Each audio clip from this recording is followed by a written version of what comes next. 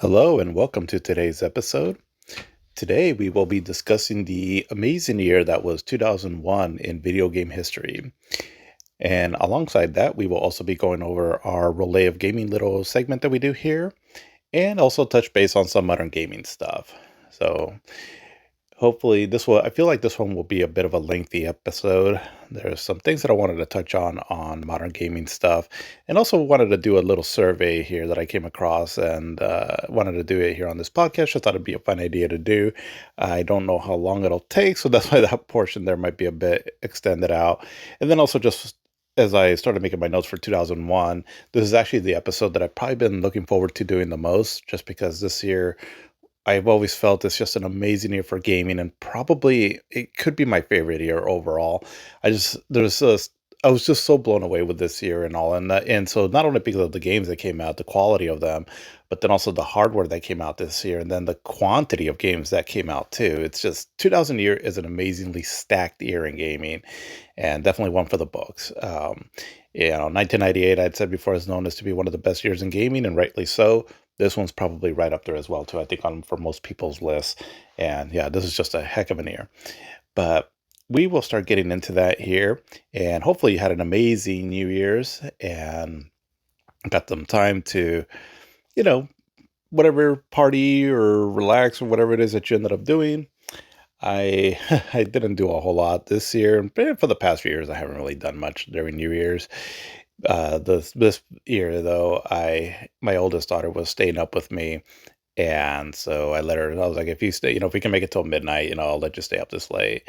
And so she was there with me. We're just watching TV there in the living room. I just had a couple of beers, but I think from work and all, I was just a bit tired that day, and so I ended up dozing off on the couch. And it was roughly around because when I looked at the clock afterwards, it was like a little before 11 that my daughter finally said, like, "Come on, Dad, go to sleep," because I was just there dozing off on the couch. So we went to bed pretty early, and so didn't get to stay up till midnight, but that's okay though. Still, still coming into the new year a bit refreshed and all, and something about the new year that it's a bit of a cliche, but yeah, a lot of times I do get that sense of like hope and a renowned sense of vigor and all to just try to accomplish my goals as much as I can and do the best that I can in this life and all, and just hoping for the best, for everyone, and I know for a lot of people, 2025 was a bit of a struggle, and just because there's just a lot going on. But hopefully this year, at the very least, right, and all that you're focusing on you and your goals for what's best for you and yours. And, you're just going to come out this year just rocking it all the way through. But let's go ahead and start getting in here into the Relay of Gaming little segment that I got. So if you're new here, what I do is I have an Excel sheet where I've had a list of video games that I've been keeping track of. And these games I've been basically jotting down from games that I have in my library, along with games that I want to get at some point or can get access to it, at some point. And I mean, realistically, I'll never play all these games in my lifetime, but at the very least, I would like to try to touch base on them. And so, what I'm doing here is also like three games from my list and just using a number generator. And whatever three games get selected, I'll talk about them a bit as much as I know.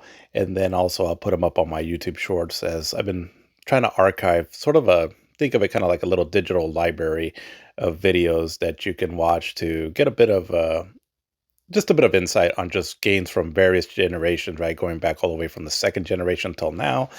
And so you can just, get a quick glimpse of, what some of these games are. But that's my goal with that anyways.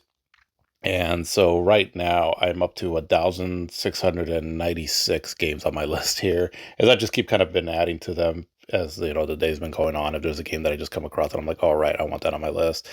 And so yeah, it's been a fun little project for me and all, and hopefully, like I said, if you go to my YouTube pet channel, Arcade Amigo, you'll be able to see there just, if you just wanted to kind of get like a little trip down video game history, right? And all, I hope that it provides you some information on that, at least anywhere, or at least a sense of nostalgia. But let's go ahead and start getting into it here with this week's selection of games. And so let's see here. So starting with the very first one. Let's see what we get here.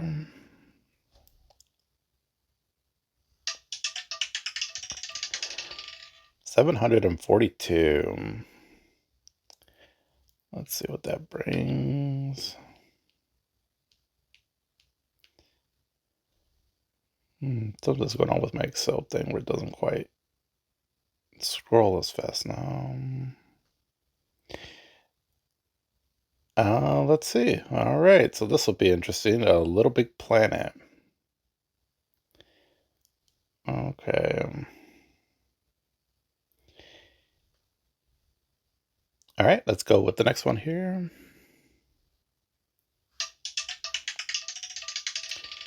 $861.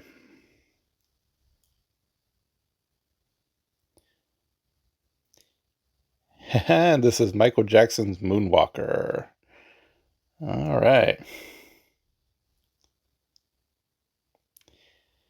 And for the last one.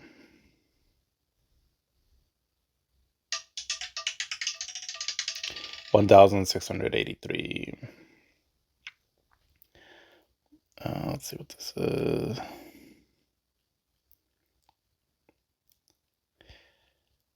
Okay, 1,683. That is going to be East 9. All right.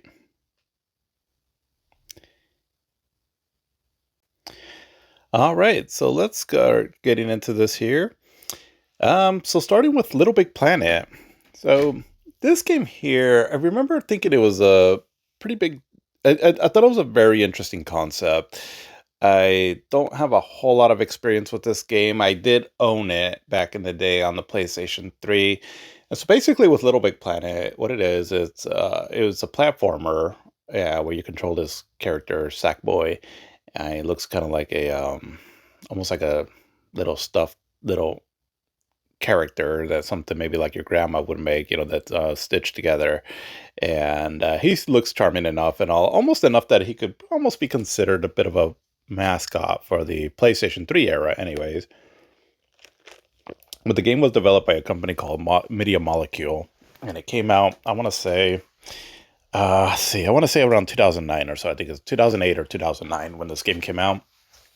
So it's a platformer, and the aesthetics of the game, it's very much almost like like everything's made out of cardboard almost and yarn and such.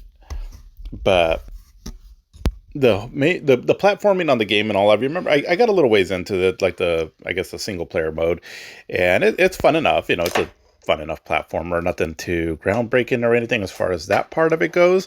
But the main appeal of this game was its what they were dubbing it, like it's play, create, share, I believe, where it gave you some tools to be able to create your own levels. And then eventually, once you would create your own levels and you would share that with a community. So for more modern-ish kind of games like this, I guess think something along the lines of like that Super Mario Maker series. And back then when it came out, I remember I dabbled a bit in that and just, creating some levels and all. I didn't put too much effort into it, but I did think it was pretty impressive, just the tools that it was giving you and that you can, just like it says, right, create a level. And so that part of it there was a bit cool. So you see, your creation come to life. Definitely makes you appreciate for actual level designers and all that are actually good at the job. As for the most part, most people, what we could create wasn't just very good. Although I think I've seen some videos out there and all of people that have more knowledge of that stuff, that they were actually able to create some pretty impressive stuff on it. But was definitely an interesting concept and something that I mean, I think they try to do with that. What was it called? Dreams game, I believe. I think it's something similar, where again the whole emphasis was on your creating things, and it was definitely a cool sort of a.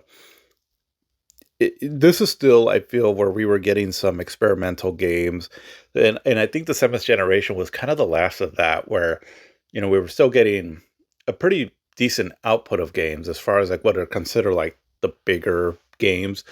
And not only that, where we had a bit of a variety too. And this is when the PlayStation 3 just really started getting off the ground because it started off a bit slow, but it was around 2008 or 2009 when they really started coming out with some good games, and this is along the lineup of that.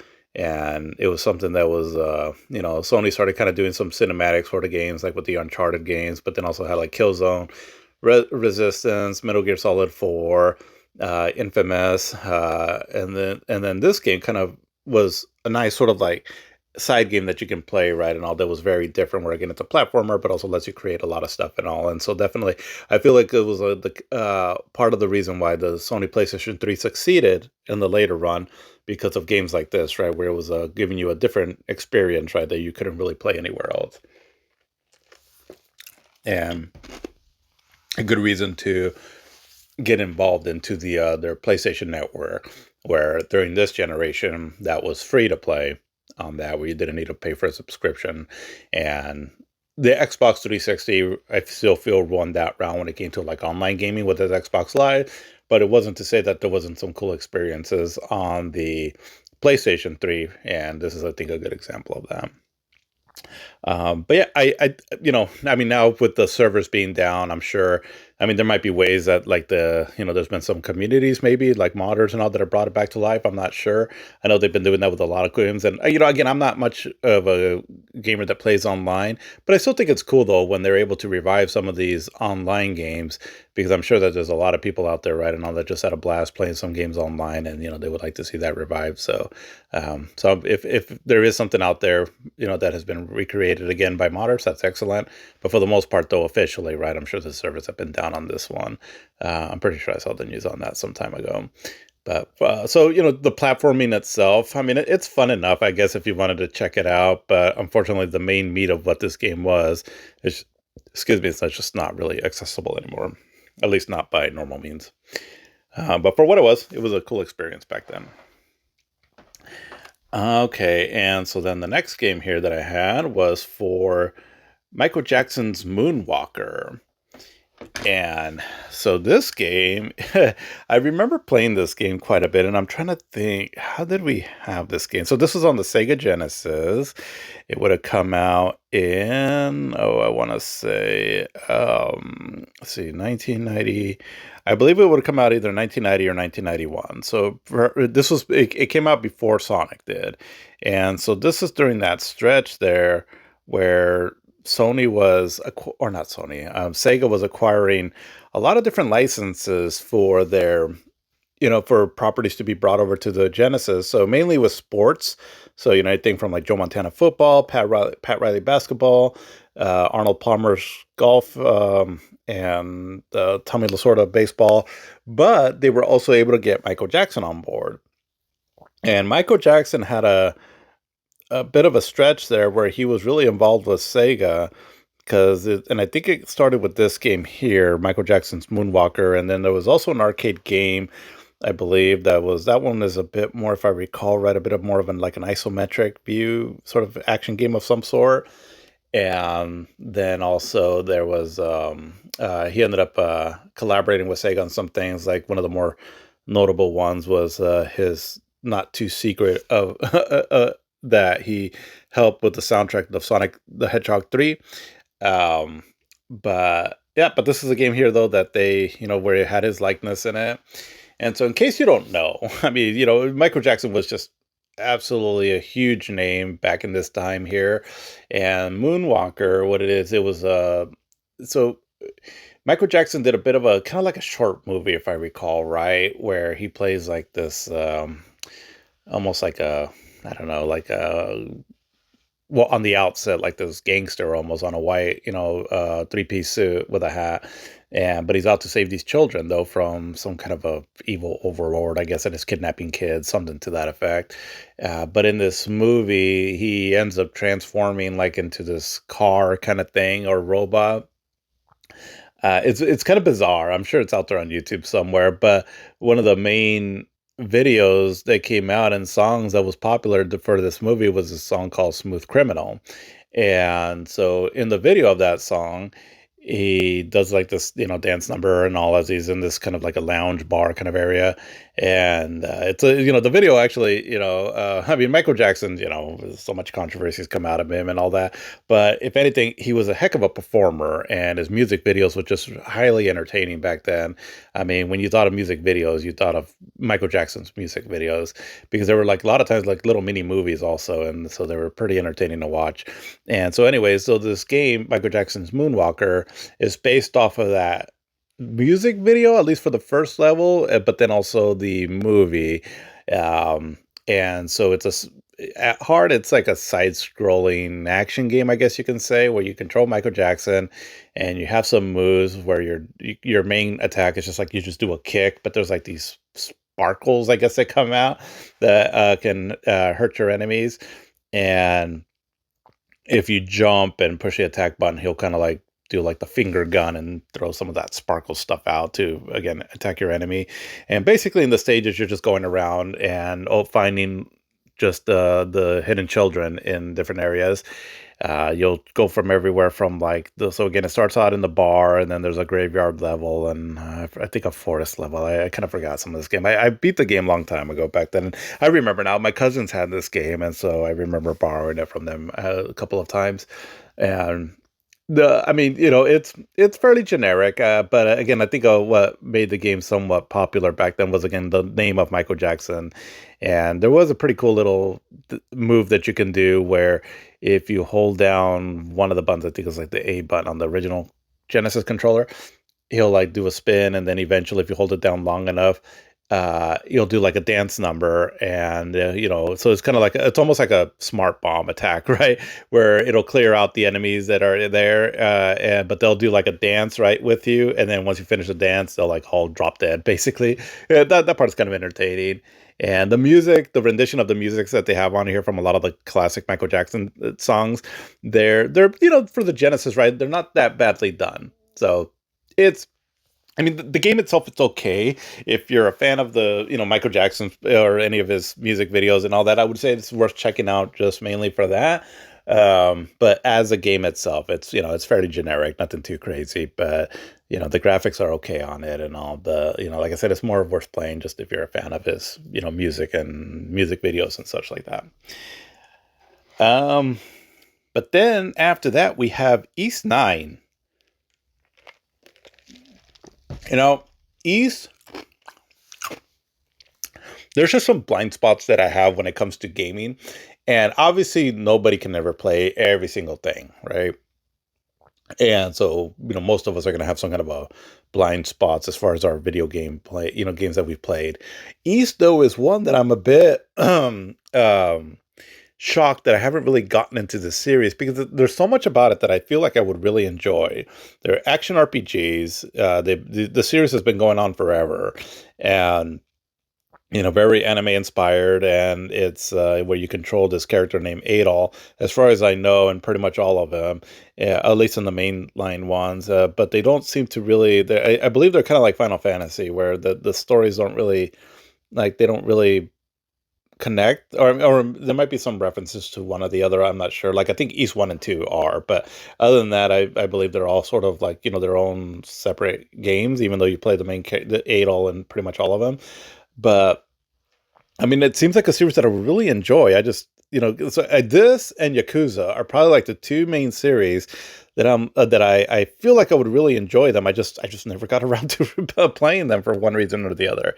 The only East game that I have some experience in is the East Book 1 and 2. Well, mainly the first one that came out years ago on the TurboGrafx 16 CD. But all the other East games, I've played them here and there just a little bit, just to kind of look at them for the first few minutes and all, but nothing something that I can say I'm familiar with. So this will be good to me to capture some footage on and talk about it a bit. Definitely one that's in my backlog, but one it's in my backlog that I do want to get into the series at some point.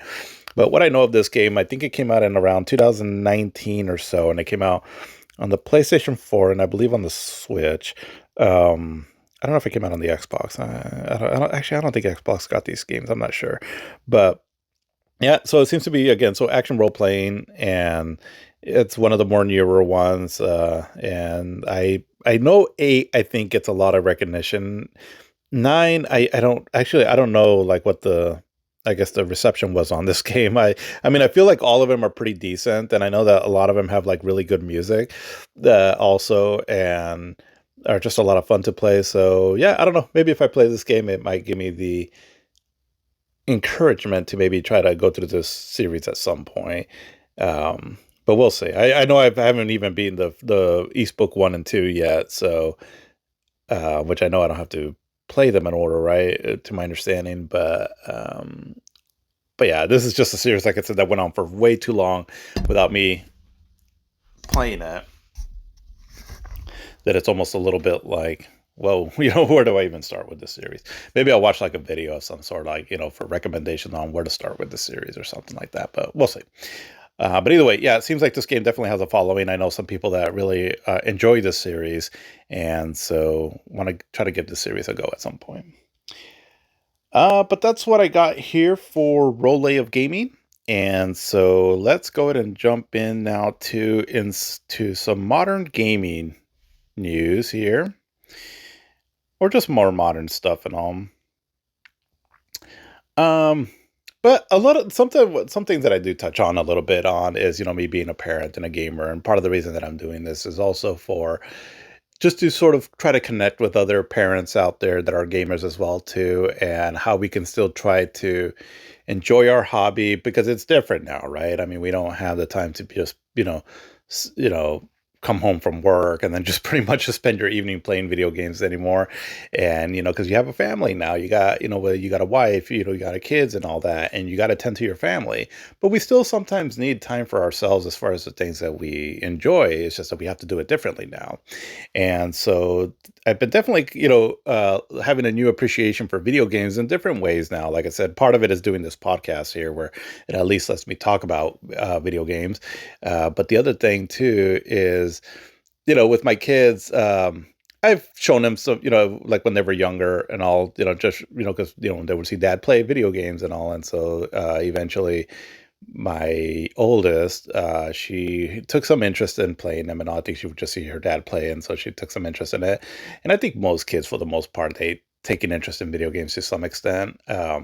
But she's kind of gotten into it a little bit, and it's not something that I ever try to force on them and all. It's just simply like they're seeing dad play, and if they want to play, cool. If not, then I mean, it's not something that I'm gonna like really try to get them to play, but my oldest, she has kinda gotten into it a bit where, I mean, she started off watching me play games, like, from pretty early on, and so as she started playing her own games, she would get into games like, starting with, like, the Mario games, and then eventually Astro Bot and all, every now and then, though, there was a I forgot why, but she started playing that Dragon Quest XI, and something about that game just sparked her interest from this was like a couple of years ago or so. And so like, okay, cool. I was like, if you want to try to play this, JRPG, this pretty lengthy JRPG. But sometimes you get like these cute little moments with your kids. And not just with video games, but just anything in general, right? And all that. Maybe let's say it's something that you have like an interest in, and then you see them take a bit of an interest. It's a little heartwarming, right? And so the other day I was lying in bed, and then my daughter though wanted to snuggle up a bit with, and so she had I had the first Switch that I ever bought was a Switch Lite, and so I've pretty much given that to her now, and just got like this pink protective casing on it, and also it's pretty much hers now. And so she wanted to play it, so I was like, all right, that's fine, I'll let you play it for a little bit. And she wanted to play Dragon Quest 11. And so she had a save file that was pretty early on in the game, but basically she was making her way up through the what was it called, the Tower of Tor, I think, the very first area in the game where you're climbing up that kind of like big tower hill kind of thing. And so she was going through that there, and she ended up getting to she beat that section there, and eventually when you finish the tower, and then eventually get back to the town. But then she was exploring the town a little bit, in that very first town that you start off in.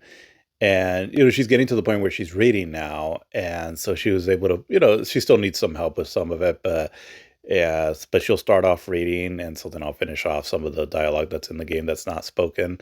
And so I remember that actually, that one thing that when I started playing RPGs, I had already known how to read, but playing RPGs though back in the day really got me into reading though also. And so I was like, well, maybe that'll kind of, really ignite maybe a passion in her also to start reading as well. Um, but uh, but yeah, I just thought that was kind of cool. But then also showed her how to save her game at church, and so yeah, I'd be curious to see if she wants to continue on with that game or not. But I thought it was funny too because so on the PlayStation it shows you how many hours you've played your games, and I forgot how the conversation came about, but I think I was charging one of my controllers. So I got this extra controller, and then I got one for my daughter. I think I mentioned it a few episodes back for my youngest daughter, right? So she can have her own kind of little pink controller because they like to get like their. I mean, God, I don't know what they do, but they gunk up the controller some where sometimes like the buttons stick where it won't work. I was like, okay, I'm gonna give you your own controllers, and also you can use those. But anyways, I was there charging my controllers at all, and so then my wife made a comment something about like, are you at the point where you have to have a lot of different controllers because your kids are playing the PS5 more than you are? And I was like, yeah, actually, yeah. And so then I was like, out of curiosity, because again, the PlayStation shows you how many hours you put into a game. I was like, okay, let's see who's been playing more recently, because like I was like, I know that the game that I put the most time into as and now I'm a gamer that I like to play a variety of games, right? I'm not just kind of like, stick with one game for a long time. And so I know these can be kind of rookie numbers for some people, but I knew that the game that I probably put the most time in was Grand Theft Auto 5. So I was like, let's just kind of see how much the game that I had the most hours in compared to, like, Astrobot, because that's something that they've been playing a lot. Now, Astrobot, I did play it. I didn't. I didn't beat it all the way through. I could, like, sometimes would pick off of like some of the work that my daughters and my wife did on it. But I played a good chunk of it, and so I would say I probably put around roughly about 20 hours or so in that game, if that, maybe less. And so my Grand Theft Auto 5, it said that I had played that game, and I haven't touched that game for a while, but when it came out, I remember I put quite a bit of hours into it on the PlayStation 4. And so that game, I think it clocked in like at about 140 or 50 or so hours or so, within that range right there. And so I looked over at Astrobot, and it had like something like 267 hours. I was like, oh geez, that's almost like getting close to double of the highest game that I've ever played, right? And also, yeah, they've definitely beaten me on that part of it there, but I thought that was kind of funny. But yeah, but getting on to actual like gaming stuff here. So just a little thing here. I saw this headline, and I don't know how accurate it is. So I guess maybe I should do a little bit more research before I start blabbering on here. But like I said, I just kind of jot down some information here and all, and I don't always have a lot of time to follow up on something. So I don't know how truthful this is, but I saw something so there was an interview that was done about Metroid Prime 4, right? Since the game has come out. And we talked about it a bit, I believe, last episode, about the development of that game and all, and why it kind of turned out the way it did. Well, another bit of information that came out, this is nothing too major, but I just thought this was interesting, is that supposedly, and again, I'll have to research this a bit more, but supposedly Metroid Prime 4, as far as where it fits in the timeline of the whole Metroid series, is that it's somewhere set between Metroid Prime 4, or I'm sorry, after Super Metroid, but before Metroid Fusion. So, if for whatever that means, right? The Metroid games they're a little bit more linked in terms of like their stories than, say, like the Zelda series, but kind of like the Zelda doesn't really matter too much, right? Uh, but I just thought that was curious if that's actually true, because the Metroid Prime games, the 1, 2, and 3, my understanding is that they all take place between Metroid and Metroid 2. So if this one does take place between Super Metroid and Metroid Fusion, that's kind of curious how they just, fit that one in randomly there into that part of the timeline. But not, like I said, not like it really means much. The story to Metroid Prime 4 is, you know, it's just, I don't know. it's not horrible. It's just, there's just not a whole lot there. I mean, and the series isn't really known for having like really in-depth stories. That game is more about the atmosphere, the lore to it, and the feeling that you get when playing them and all, instead of having like a really well written narrative and all. I mean, that's just not what the game is about. Um, but one of the so there's some somewhat big news that come out though here. Fortunately, not well. I guess depending on how you look at it, but one of them though is kind of bad as far as for what happened to Sony. Um, and I mean, it, this one here, I mean, like I said, it kind of depends on how you look at it and all. In a weird way, I'm sort of excited about this. I mean, obviously, I'm not excited like if anybody's going to lose their job over this or anything, but what it means potentially for the future of like emulation and all, it could be a big step towards that. And so I just jotted down some notes on this. I just kind of came across the story like really just late last night. But my understanding is that so Sony got hacked, and I don't know if that is how much of that can affect like just people, right? Like like if you have a Sony account, right, like your credentials, they haven't really seemed to be coming out with too much information on that. So my guess is going to be that maybe not a whole lot. So hopefully that's the case, right, where people's information isn't, affected by this, kind of like what we had back in, what was it, 2011 or so, when Sony got hacked back then, and a lot of user information got out. The main thing that has been coming out about this hack, though, is that I mean, it seems to be kind of a big deal, right? From some of the things that I saw on this, but it looks like they got some files hacked and also some security keys got exposed. And so, what that could mean is and also like some ROM keys, I guess. So, I'm going to give you a little bit of information that I understand about this, right? So, when you're, well, let me back up a bit.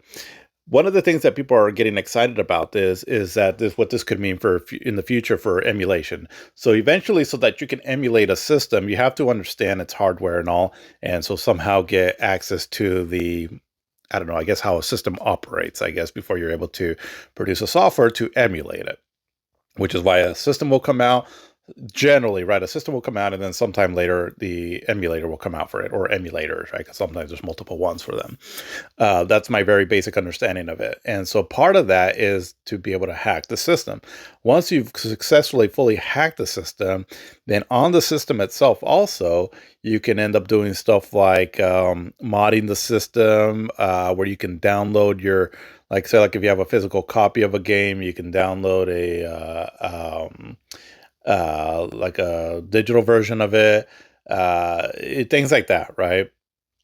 So, for example, I've done that with my Wii U, and it's pretty amazing because it's I've been able to grab like some physical games and then dump them and then be able to have like a digital version of it on the Wii U, along with other cool stuff like downloading a certain storefront that you can, let's just say, have a way of getting games. But things along those lines, right? And eventually the good thing about this is that, because again, when you hack a system, it really can prolong the life of a system, especially since we started going online, right? Where eventually a lot of these companies are going to shut down their servers. So for example, like what happened with the Xbox Live on the 360, and then also with the Wii U or the 3DS, for example, because the systems prior to the seventh generation didn't really have to worry about that kind of stuff. But after that, these systems have been online. And so there's just, like online games are, you can't play them online anymore, or games that were only sold online have been pretty much get lost in time otherwise. And so that's why I feel like, in a way, this is an important thing that happens, because a lot of these companies, I just don't think that they're going to continue to maintain their servers so that you can continue playing your games normally, right? Sometimes you have to depend on these hacks. Like for example, the Wii U, right? I mean, if I wanted to experience the Wii U in its normal way, well, I really can't because Nintendo shut down the server. So it's been because of the system got hacked and I'm able to mod it that I can continue using it like that. And I mean, I don't know how far along they are with that with, say, like the PlayStation 4, the Xbox One, but now we got to this point with the PlayStation 5. So again, what it all means is that eventually, it sounds like this could be a big step here on people, modders and all that, being able to create emulation for the PlayStation 5, and also being able to hack the PlayStation 5 so that you can, download your games on there or save your games and basically kind of keep the system alive for years to come, hopefully, as long as the system doesn't crap out on you. And then as far as for the ROM keys, so what I understand of these is, so I this seems, I've been more known I've more known this for Nintendo systems, like the Wii U. I'll use as an example, but when you so there's the ROM, right, that you get. So the ROM, it's basically like the game file, right? And I'm going to talk in very basic terms here because again, I'm not the completely techie on this kind of stuff, but some ROMs, or maybe all of them, but I just know Nintendo seems to be more notorious for this, is that they have like this key code, for example, that you need that key code to be able to actually play the game if you're playing it on something else that isn't the original hardware itself. So, for example, like on the Wii U, if you're emulating the Wii U, if you have the ROM, and then you also have to have the ROM key for it. Because if you don't have the ROM key, where you're putting it in the same download file, it's just not going to run for you. These ROM keys are just, at least for the Nintendo Wii U, for example, it's just a bunch of, it's kind of long and it's just a bunch of letters and numbers, but that correspond to a particular game. And so I'm assuming it's something similar. So once those ROM keys get out, it's basically saying also that now the games are also going to be able to be used if you have like a ROM file of it, again, that you acquired by however you acquired it. So again, long story short, what this means is that it'll probably still be I mean, it's going to be a while until the PlayStation 5 is emulated or, completely hacked, but it looks like this is a big step for that. So again, it could be good news for like the emulation modding community. I'm sure bad news for the people in corporate, right? So that's what I'm saying, good or bad, right? So I guess, you pick however you want to feel about that, but it is something that happened. And I mean, it seems like a lot of times these things have to happen for the preservation of video games. Because otherwise, like I said, a lot of these companies are just treating games as just sort of like just like content, right? That it's just meant to be consumed and then thrown away. But, for anyone that has been playing video games for a while, they're more than that. At least not all of them, obviously, but a lot of games are, right? I mean, for me to say that I'm going to treat something like, just taking up some of my all-time favorites like Final Fantasy VII or The Witcher 3 or something. It's just consumable content just to be disposed of. Well, no, those games mean a little bit too much, right, for me to just consider them as such. And again, a part of the reason why I've been doing this podcast and all is just because gaming seems to be being treated that way. And I know that it's kind of a gray area, and there's opposition towards like what modders and all are doing. I personally feel like a lot of it is very necessary and all, for the sake of video game preservation. I understand that a lot of this also leads to piracy and things like that and illegal downloading of ROMs and all that stuff there. I understand that. But at the same time, I think like if you don't offer another solution to try to preserve your games and your content and all that, then this is the inevitable outcome of it. So, you know, but like I said, right, for good or bad or whatever, however you want to feel about it, it's something that happened, uh, and yeah, I mean, I guess that's about as much as I can say on that. But another bit of news though that had come out, and this one's kind of touching base, I think, on what we talked about last episode or maybe 2 episodes ago. It's just this whole thing going on where, so because of the RAM shortages and memory chip shortages, where it's been speculated that games and game console prices are going to increase this year in 2026.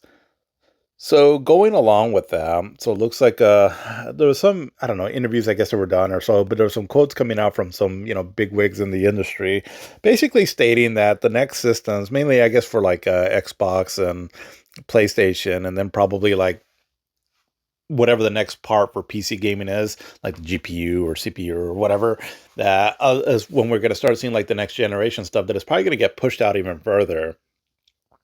Probably to like around 2030 or so, because again, the RAM shortages and all that is going on because of AI taking over everything. It seems like to be a pretty big deal. It's where a lot of companies are scrambling to try to get some more RAMs and all, but AI is taking such a priority on a lot of this stuff that they just can't get enough RAMs. And so because of that, not only will prices increase, but then also it just doesn't make sense to try to, start pushing out the next console when you can't, well, more than likely you wouldn't be able to produce enough consoles. And so for me personally though, right? I mean, I'm not too thrilled about the prices increasing and all. I mean, obviously that's very unfortunate.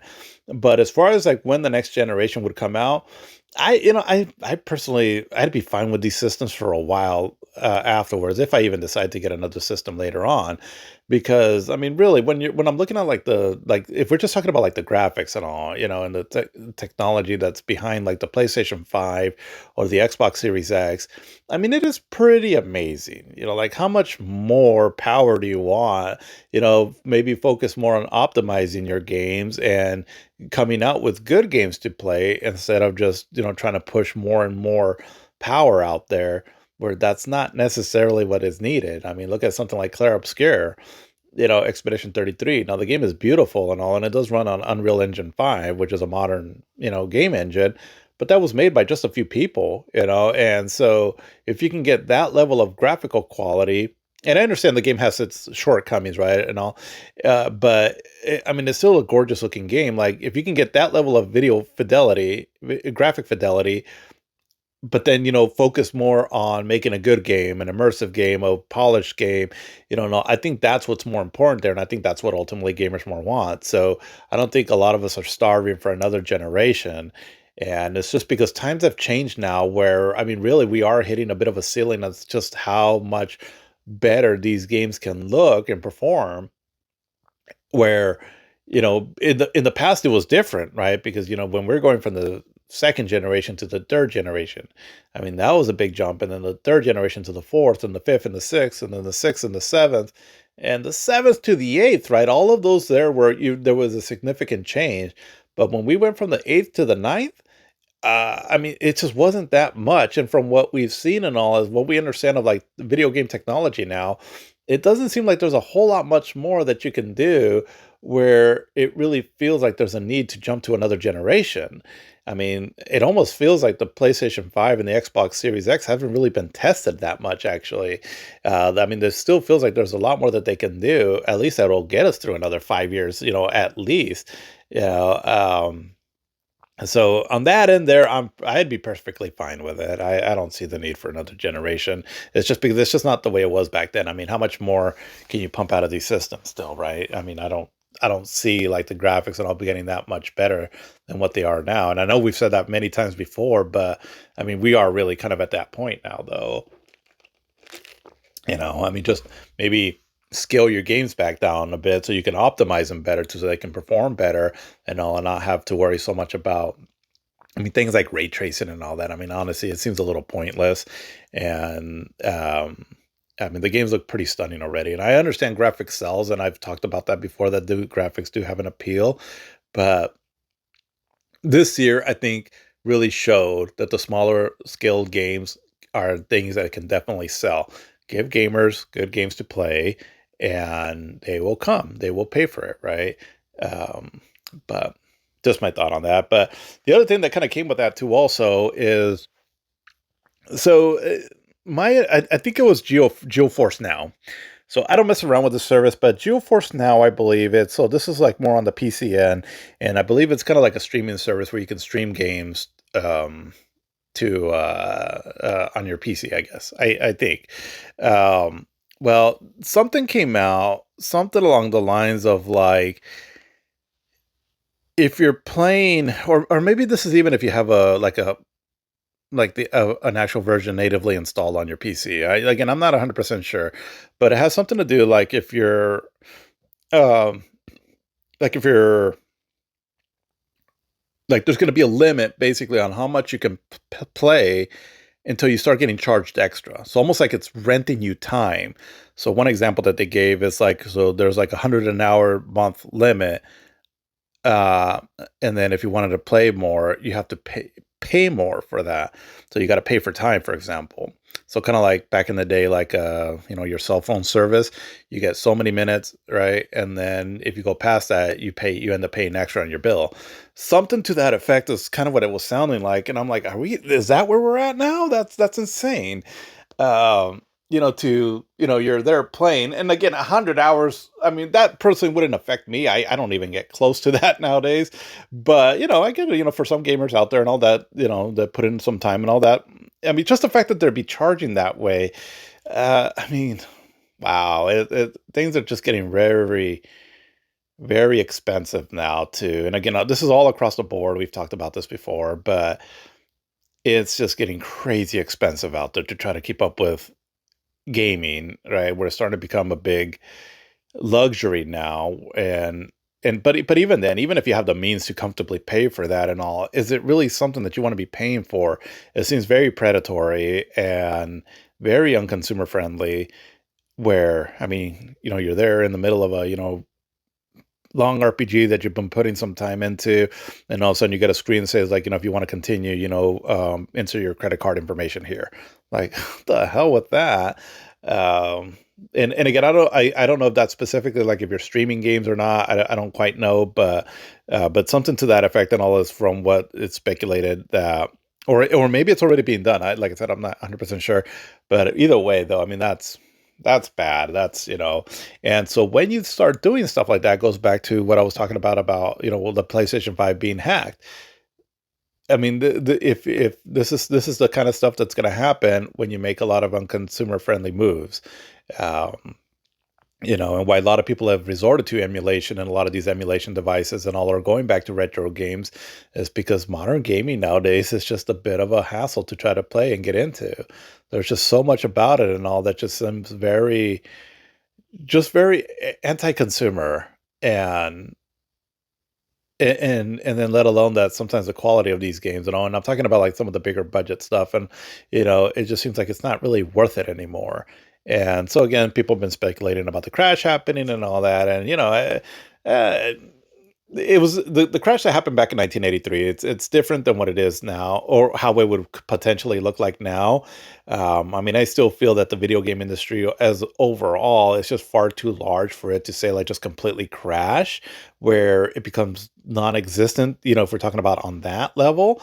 But I can see, something happening though to some extent, because there is a lot of like, you know, investments that are going on here that are potentially may not pay off, that something might happen that could drastically change the gaming industry.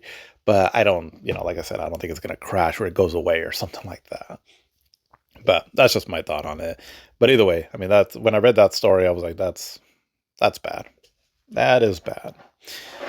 But such is modern gaming nowadays, and why I've just kind of resorted back to going through like playing older stuff now. I mean, like I said, I'll still play like new stuff and all, but definitely scaling it back. So I'm just because I don't know, it's different nowadays. But let's get into this here. So I saw that there was a survey that came out from Square Enix for looks like it's some kind of a survey for Final Fantasy. And so I thought it'd be kind of fun to go through this here and to check it out. I believe it might be a little lengthy, so hopefully you can bear with me here as I go through this. And so the way you get to the survey, so what I did, I just Googled it, Final Fantasy survey, and it took me to a page for Games Radar, and then they have a link to it there. Otherwise, the link here, it's pretty lengthy for me to try to read out here. But that's how I found it, though. But yeah, so it says, so questionnaire on Final Fantasy. So by taking part in the survey, you confirm that you are age 16 and over and have read and understand our privacy notice and terms of service. Yeah, blah, blah, blah. Okay. So it looks like there's 34 questions here. All right. So please choose all game consoles you own and regularly play. Please limit your choices to systems you play video games on. Alrighty, so let's see. So Nintendo Switch, so it gives you a bunch of options here. I mean, everything from like the main consoles to like VR and tablets and Android and such like that, right? So Nintendo Switch 2, PlayStation 4, PlayStation 5, PlayStation Remote, Xbox One, Xbox Series X, Xbox Series S. Okay, I think that's good for me there. Okay, question 2. Please choose how many games, including Steam or PC and titles and download purchases, you've purchased in the last year for your own personal use, not limited to Final Fantasy. Please include all gaming series. Oh, geez, I don't know. I've purchased 10 or more for sure, if we're talking about all the games, including PC and all that. Question 3. Where do you usually obtain information about games? Okay, so this is a multiple answer one. So I'm not going to go through all the options because it looks like it has quite a bit of them. So I'm just going to kind of go through here the ones that I've picked. Let's see. So state of play, publisher, developer of series, official social media, TV commercials. I don't think I mean, I don't think I really see so much commercials anymore. But Xbox Game Show, Nintendo Direct, YouTuber. Those are probably the main places that I get my video game news at now. Okay, question 4. Are you familiar with the Magic the Gathering and Final Fantasy collaboration, Magic the Gathering Final Fantasy? I've heard of it, but other than that, I don't know much more about it. Please select the option that applies to you regarding Final Fantasy Tactics, the Ivalice Chronicles, released on September 30th of 2025. So I purchased the downloaded version. Regarding Dissidia Dual M Final Fantasy, announced in October 2025, scheduled to release for iOS and Android in 2026, please select the option that applies to you. I only know the name. Okay, question 9. For those familiar with Dissidia Dual M Final Fantasy, did you participate in the closed beta test for Final Fantasy? Or, I'm sorry, for Dissidia Dual M Final Fantasy? I did not apply. Nope. Question 10. So, for those familiar with Dissidia Dual and Final Fantasy, do you think you will play Dissidia Final Fantasy when it is released? I definitely won't play it. I kind of like the PSP version, the 1 and 2. I thought those were kind of fun, but not something that I'm, will seek out though to play. Question 11. So, please choose which of the following you would like to see from the official Final Fantasy social media. So Twitter, formerly X, or fuck, Twitter, formerly X, X, formerly Twitter, Instagram, Facebook. Let's see.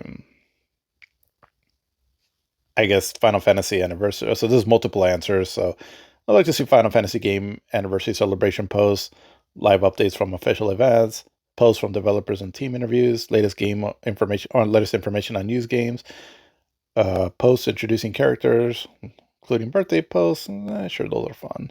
Downloadable wallpaper, sure. Collaboration with YouTubers. Let's see. New merchandise, game sales, of course, and campaigns to participate in. Sure. Okay, question 12. Please tell us your favorite designs from the calendars distributed in the Final Fantasy social media. Okay, so here it just has, so it looks like there's maybe a calendar coming out and it has like just the different months here. So obviously I can't show you the pictures, but for me personally, I kind of like September, so I'm going to choose September.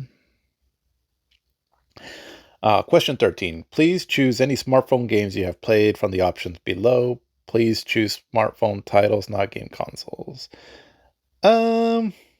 None of these really. So it's like a lot of these mobile games, like Final Fantasy Brave XVS, Final Fantasy Record Keeper, and Ever Crisis. I haven't played none of these and really don't have an interest in playing them. Please choose the titles you have played from the list below. For titles ported to multiple consoles, please choose regardless of which version you've played. Oh, okay. Well, let's see. So it basically goes through like Final Fantasy, all the mainline Final Fantasy games. Oh, geez, I played all of these. Except for 11 and 14. So I'm a nerd, but maybe not a complete uber nerd.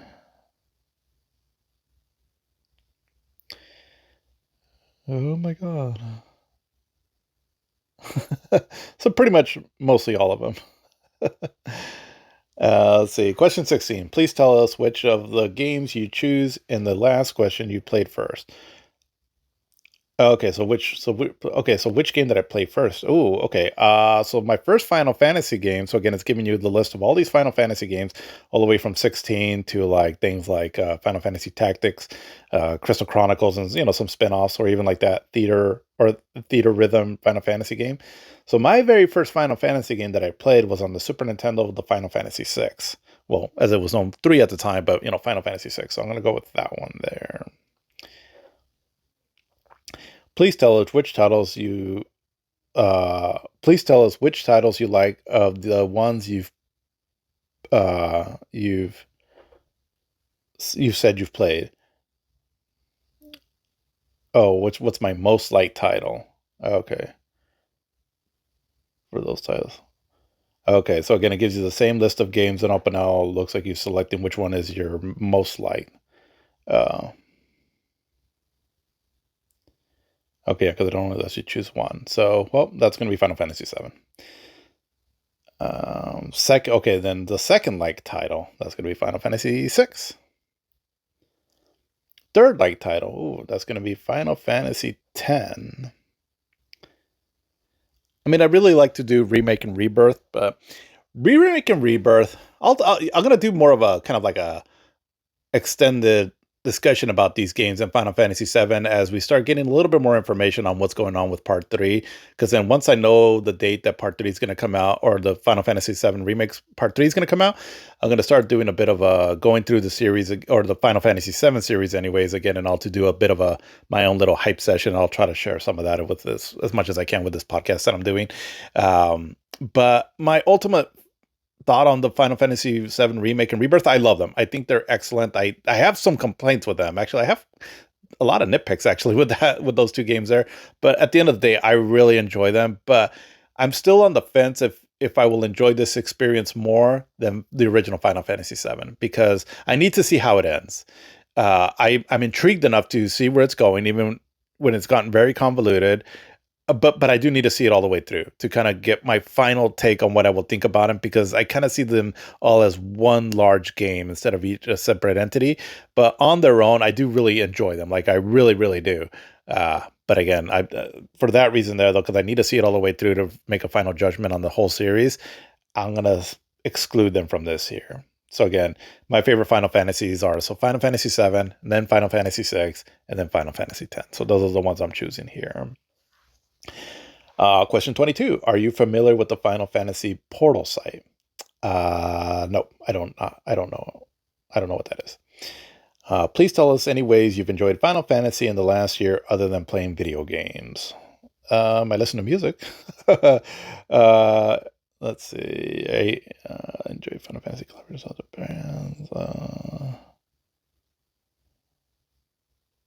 I watch videos on video sharing sites. I purchased books.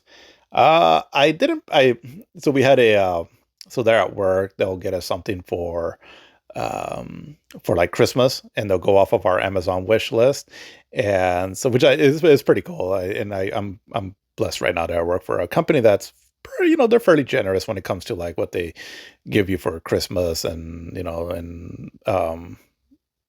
bonuses and things like that.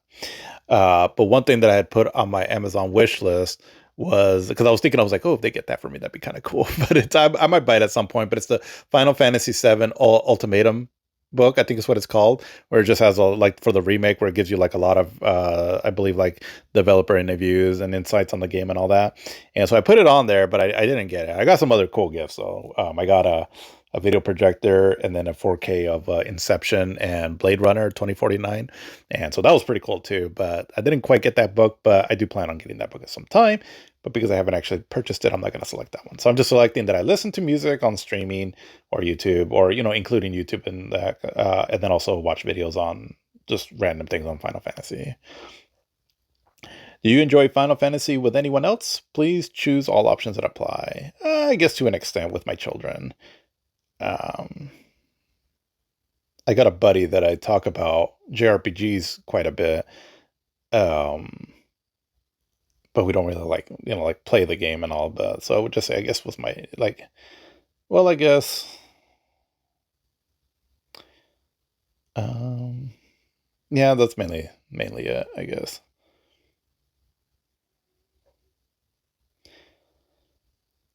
Let's see. Please select the products of you'd like to see more of related to Final Fantasy series, baby and children's items. Let's see. What would I like to see? I mean, I don't really, like I said, collect any of this stuff really. So for me personally, so that's like smartphone and PC accessories, food and beverage, tableware and kitchenware. That'd be kind of cool. Having like a chocobo napkins. Let's see. Character merchandise, like stationery. I mean, for me personally, like I said, it's not something that I would probably buy, so no particular preference as long as I like there. All right, question 26. So, do you want to share the Final Fantasy series with other people on services like social media? Please choose with 10 as the highest and 0 as the lowest. I mean, sure, 9, I guess. I mean, again, I'm not too much into like social media Discord and all when it comes to like discussing games other than YouTube, right? But so I'll put a 9 there just mainly because, for what I'm trying to do here with this podcast, and then I mainly put it on YouTube, which I guess, social media. Do you want to talk about share Final Fantasy series and your experience with it with family and friends? I mean, yeah, I do. I don't have a whole lot of people that I can share that with, but again, part of what I'm doing this podcast for. So I would say, yeah, on kind of a higher end, but I guess with my local friends and family, like I said, I do got a buddy that I discuss some JRPG stuff with and all, but that's about the extent of it. Question 28. So please tell us how high your expectations are for the Final Fantasy series in the future. Ooh. I mean, my expectations for what I've been seeing right now are kind of, I mean, I'm not losing faith in the series. I mean, I did like 16, and I really like Remake and Rebirth. I do. But I do kind of hope that they go back in a more turn-based.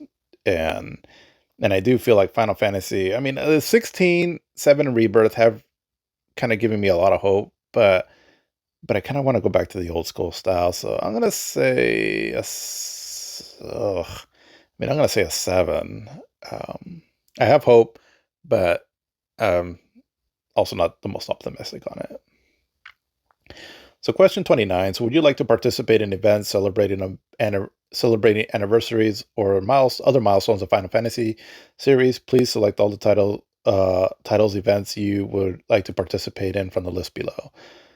All right, so it just gives you like a list of all the Final Fantasy games here from 1 through 16, or just the series as a whole. Um, I mean, yeah, I would like to participate and things like that if the option came available. I guess the series as a whole. Um, what is your age range? Ooh, 45 to 49. Yikes. I'm towards the bottom end there. How do you identify? I'm a man, baby. Let's see. Please choose the area you live in. Let's see. North America. What does Final Fantasy series mean to you? Please choose the options closest to how you feel.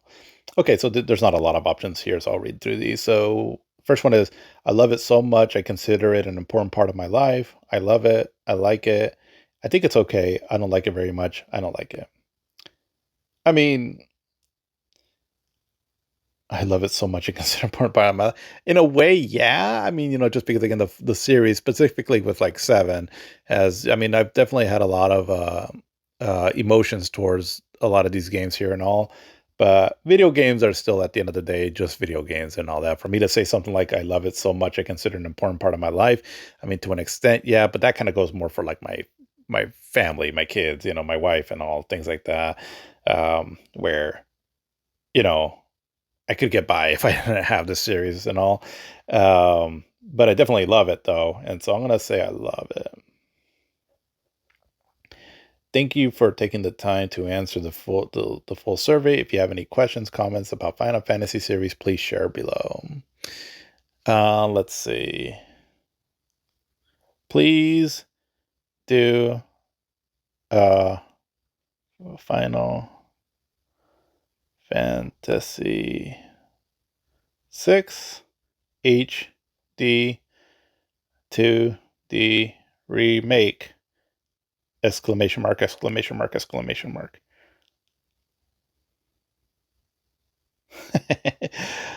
All right, so that was a fun little survey there. So again, so if you wanted to go through it, like I said, I just Googled Final Fantasy survey, and there's a few different sites that come up that has a link that will get you to that. I just the one that I clicked on was the one from, oh no, I'm sorry, it was a website called thegamer.com. Uh, it'll be like the second option there, and it just says Final Fantasy survey gives fans a chance to provide feedback. Just go to that website there, and then it'll have a link there, kind of in the middle of the page on where you can access that survey. So it's kind of cool, and we'll see if, I mean, we won't know anything of ultimately what comes of that for a while, but that was kind of fun and all. And at the very least, Square Enix seems to be taking more of a focus on what originally made them big instead of just trying to branch out and do all these other random projects like that. I mean, I get it, and all this, the live service stuff and all has been a big money maker for a lot of companies. So I can see why a lot of companies want to jump on that.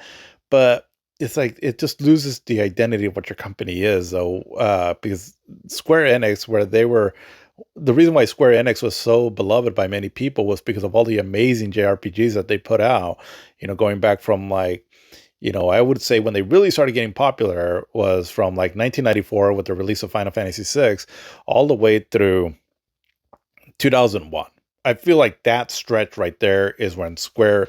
No, you know what? Let me back up. 2000 and let's see. I will still give it 2006 because, well, was it 2005? 2005 or 2006. I'll say 2006 because I'm thinking about the Kingdom Hearts series too, because I know that's a big series. I just don't recall when Final Fantasy, or I'm sorry, Kingdom Hearts 2 came out. If it was either 2005 or 6 on the PS2, but either way, Final Fantasy 12 came out in 2006. So we'll stick with that. And Final Fantasy 12 is still fairly beloved, right? After that, it's kind of, I don't know, that's where they really kind of sort of started going down this path that I don't know. It's a bit controversial, right, on what all they've been doing. And so but I think that stretch right there from like 1994 to 2006, let's say that they were just coming out with some amazing games, some truly amazing experiences and all. And so they was so good that even to this day, even with some questionable decisions that they've made, that while a lot of people still, maybe want to keep hope, right, and all that, they might still be able to do some good stuff. But the reality is, though, a lot of times is that a lot of these companies now that we knew and were very beloved back in the day, they're just different now because, I mean, think about like any job, right? People come and go. Maybe you worked with a team that was very, fun to work with, very successful, very productive and all. But then people leave, people go. And so let's just say, like, if you think about your own job, and maybe a job you had at some time ago, and then and a job that you liked, right? Like you liked the people that you worked with, you felt you were really productive and all, and it was a great place to work, and you guys had a certain vibe, and you created, whatever your job is, a certain level of excellence, right, with your performances and all. Okay, now let's say it's been some years and all, and then if you were to go back to whoever's there now, maybe they're still successful or productive in their own way, but it's going to be different, right? And because again, it's just, people are what make these teams, and people move on to other jobs and all. And so because of that, it's just not always going to be the same thing. And I mean, not necessarily bad all the time, but just different. Because again, people are different. People bring different flavors with them, different styles, different everything. And it's just the reality, right? And all. And I mean, like, what was one example that happened fairly recently? Like, okay, like Metroid Prime 4, the retro, because I was reading on one of the interviews that they were doing there, and they were talking about how something like that Retro Studios just didn't have, like, they just weren't equipped really to make like a Metroid kind of game. But you think, it was like, well, it's Retro Studios. They were the ones behind Metroid Prime 2 and 3. But then if you think about it, though, they were outsourcing a lot of help and all, or getting help from outside sources, like where people from like Halo were coming over to help them develop the game. And so, because again, a lot of the people that made Metroid, the original Metroid games back in the day, aren't probably there anymore. And that's just a reality of a lot of it, is that you can't really go off of like that a company will still do good from what they used to do before, especially if there's been a big gap from when they've released a certain style of game. Because again, the industry has changed so much, and this is a business from where it seems like developers get moved around a lot. And, so anyway, that's just kind of the reality of things now. But yeah, but either way, though, that was a fun little survey. So, like I said, if you wanted to check it out, it is out there on the net for you to explore. But let's get now into 2001. This year, it was truly incredible. Some years I think about that they're really good years because of the games that came out, the hardware, maybe something that happened in the video game industry and all. But in some cases, right, the games maybe haven't quite aged as well and all. But 2001 though had just an incredible output of games, some hardware releases, and a lot of these games definitely still hold up to this day. And that's just part of the reason why I feel like this year was just so amazing, specifically within the last stretch. So when we're getting towards like, I don't know exactly, but like I want to say like around September or so to the end of the year. I mean, we had so many great games that came out. Admittedly, one of them, which is probably my favorite game of this year, yeah, it actually came out like right towards the end. So, I mean, but hey, it came out in 2001 though, still. But it was just an incredible. I will say that from all my time playing video games, in 2001, and I knew it at the time too. I knew 2001 was just like, oh my god, there's so many good stuff coming out. This is amazing, and with new technology, right? Because we were just really entering into the sixth generation. Because the PlayStation 2 really started hitting its stride, and then towards the end of the year, we got the Xbox and then the GameCube. And so that added more to it all and just ended up becoming one of the best generations of all time, in my opinion. And it started really, this is the year that definitely set the groundwork, right, for what this generation would become. Not that every year was as good as 2001 during the sixth generation, but there was just a lot of good stuff here. And I felt that all the systems that were in the sixth generation were just really incredible in many ways, even with the Dreamcast that unfortunately, had a bow out of the console race. And I'll get more into that here in a bit. But still, though, this was truly an amazing year. So let's kind of get started breaking this down with going over some general information and statistics and all. But let's see. So just kind of just the games that I'm going to rattle off here, right? That it's talking about here in 2001.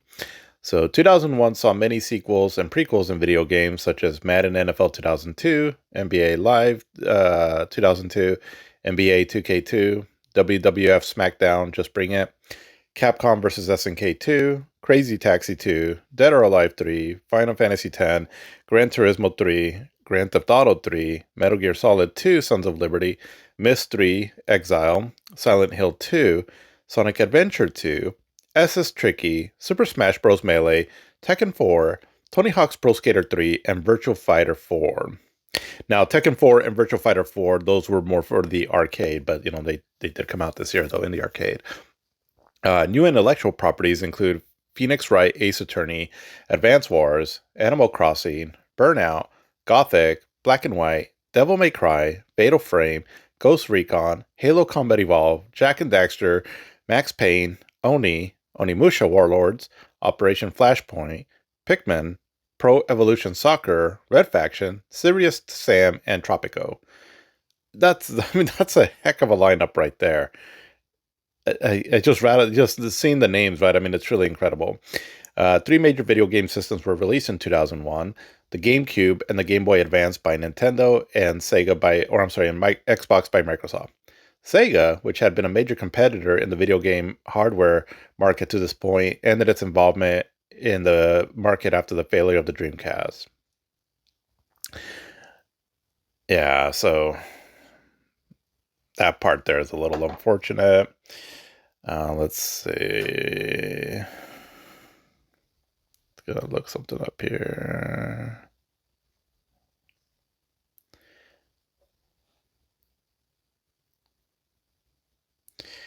But let's see, because we're gonna come back to that there.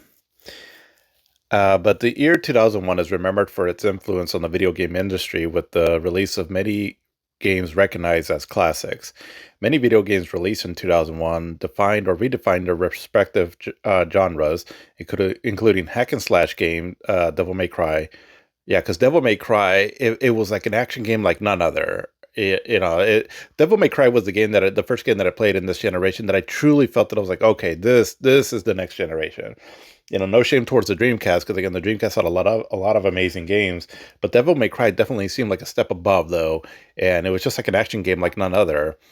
But then also first person shooter with Halo Combat Evolved was just an amazing first person shooter game, and open world action adventure game Grand Theft Auto 3, which is regarded as an industry defining work. Yeah, I mean, absolutely, right? The game maybe hasn't aged quite as well, but it was truly amazing that, there have been attempts to do this before with 3D gaming. I've talked about some games, right, that were trying to explore like open world before in the past, but this is the one that really felt like it just blew it out of the water and like, okay, this is how it's done. And yeah, Grand Theft Auto 3 was just it was revolutionary at the time with just how much you could explore in this game, and then of course all the controversy behind it and all that. You're stealing cars and picking up hookers and things like that, but it really was. When I played the game Grand Theft Auto 3, it was one of the first games that really made me feel like I'm actually in this living breathing world. Everything from when you're just walking down the street and you hear the sound of the city, people talking, and even though the banter's kind of funny what they're saying. My favorite one is always where you're walking by this one guy, and he's like, "Yep, I've been drinking again." I don't know why it cracks me up, but yeah, it's just just a good time in that game. Um, but let's see. But the year has been retrospectively considered one of the best and most influential in video game history due to the release of numerous critically acclaimed, commercially successful, and influential titles across all platforms and genres at the time. It was a peak year for the sixth generation of video game consoles with the launch of the GameCube and Xbox, the latter focusing on online games, allowing or following SegaNet the previous year, and the Dreamcast last year of production with Sega's exit from console manufacturing. Storytelling and mature themes also became more mainstream trend.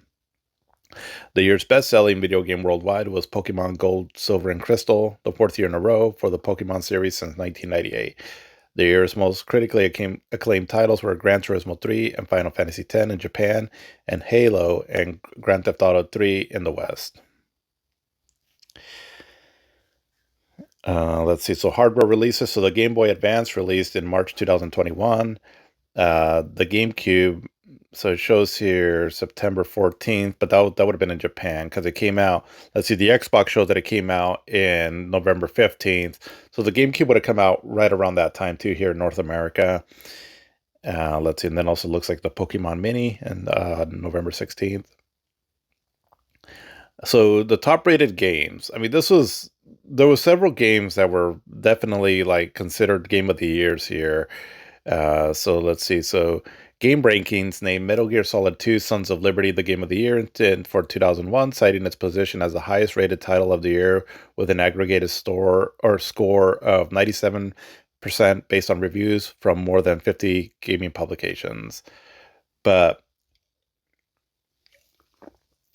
I mean, the games of the year that kind of, I mean, because it was kind of all over the place with this year, but the ones that really stood out was Grand Theft Auto 3, Halo Combat Evolved, Final Fantasy X to an extent, but I think that one came out a little too late in the year though, and then Metal Gear Solid 2: Sons of Liberty. Those were generally the games that you were going to see nominated as Game of the Year, but it was probably Grand Theft Auto 3 and Halo would be kind of what it seems like that were probably more of the popular games that won Game of the Year across a lot of different publications. Um,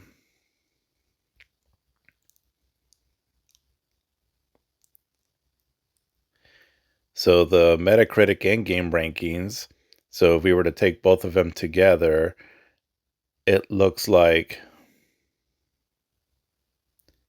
Halo is on top with Grand Theft Auto 3 and then Metal Gear Solid 2, and then Gran Turismo 3, as far as like their overall average of scores, if we're combining both of those there together, it seems like. But let's see, the best-selling home video game systems.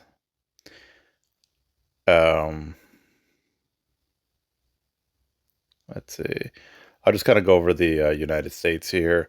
So for number one, it was Pokemon Gold, Silver, and Crystal. So this is in dollar value, 162 million. Madden NFL 2002 with 200 million.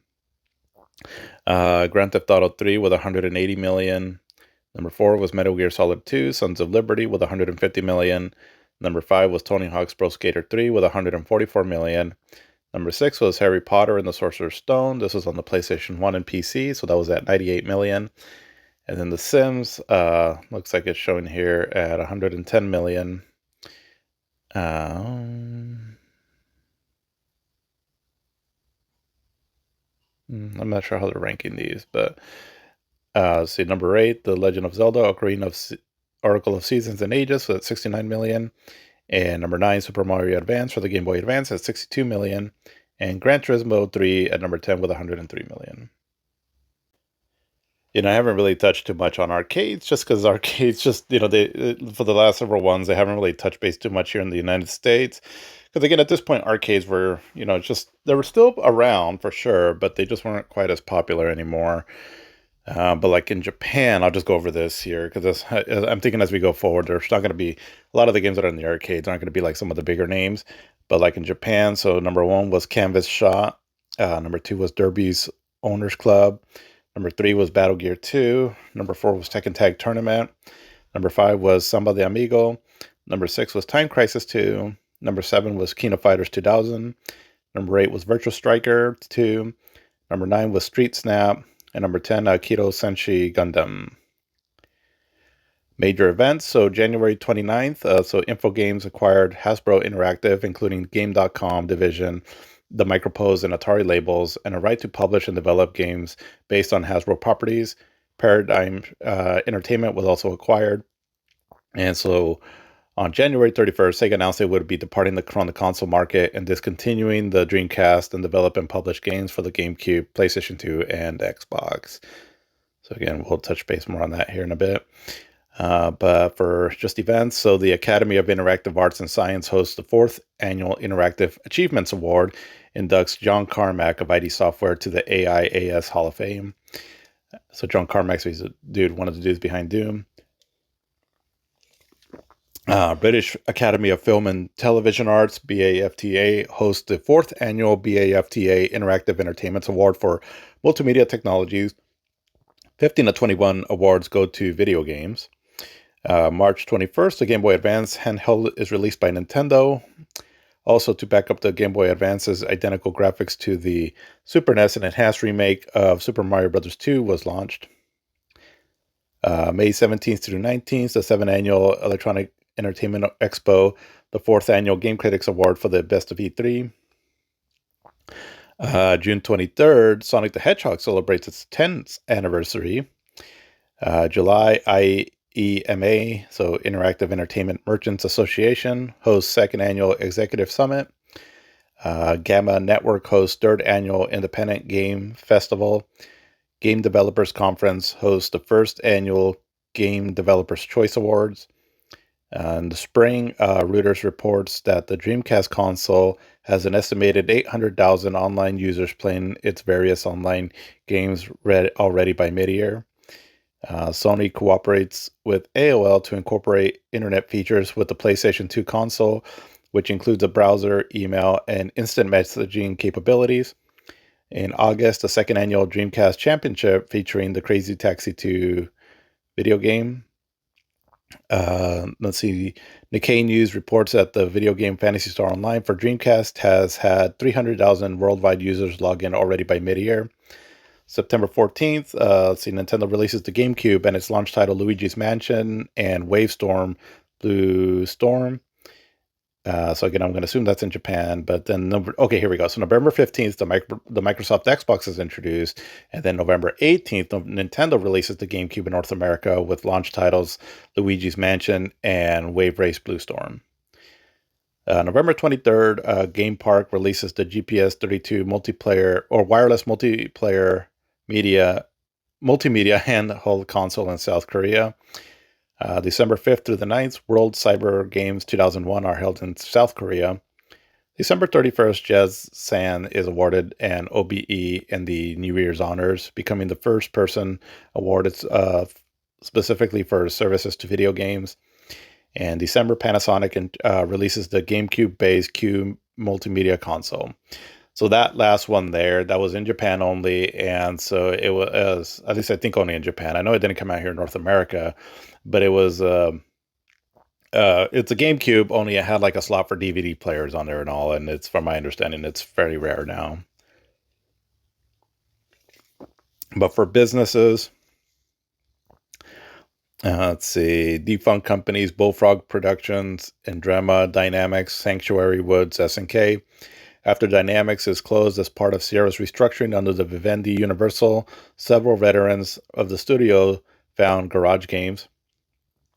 Sega announces that it will no longer develop home consoles to focus on game development. The Dreamcast is discontinued in May, but games including Sonic the Hedgehog will continue to be released. Activision acquires Treyarch Invention LLC. PCCW Japan acquires VR1 Entertainment. Longtime arcade developer Midway Games announces that it will no longer manufacture arcade games. In August, Loki Software declares Chapter 11 bankruptcy over internal financial troubles before going defunct next January. In response, Michael Sims of the Trucks Games retailer and former Loki game tester founds Linux Game Publishing alongside ex-Loki employee Michael Phillips on October 15th to keep the games coming to Linux. In October, Infogames announces to revive Atari as a sub-brand of Infogames. Splashdown, MX Rider, and Trans World Surf were the first 3 games to receive this treatment.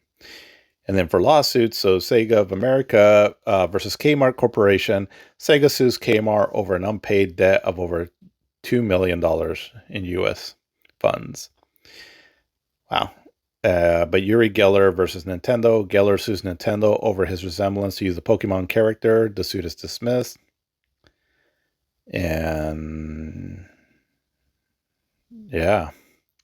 So that's some of the major stuff that happened this year as far as events and whatnot. And so just some trends here. So the dominant video game console in 2001 was the Sony PlayStation 2. Nintendo releases the GameCube on September 14th in Japan, North America on November 18th, and then in Europe on May 3rd of 2002. Microsoft released the Xbox in North America on November 15th and in Europe on March 14th of 2002. And for handheld game systems, the dominant handheld system was the Nintendo Game Boy Color. Nintendo released the Game Boy Advance in Japan on March 21st, in North America on June 11th, and Europe on June 22nd.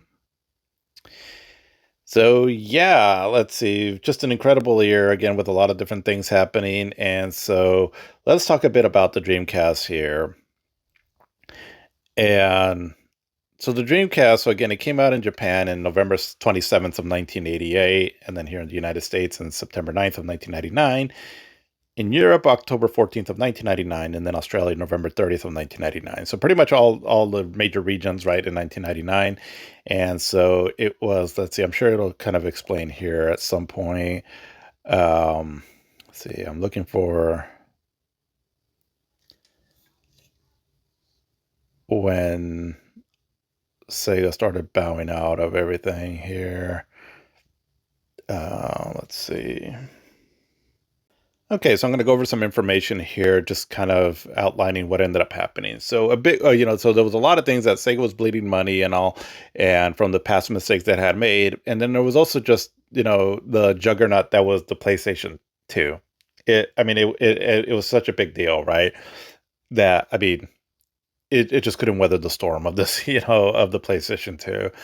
But though the Dreamcast launch was successful, Sony held 60% of the overall video game market share in North America with the PlayStation at the end of 1999. On March 2nd, 1999, Sony revealed the first details of the PlayStation 2, which Ken Kutaragi said would allow video games to convey unprecedented emotions.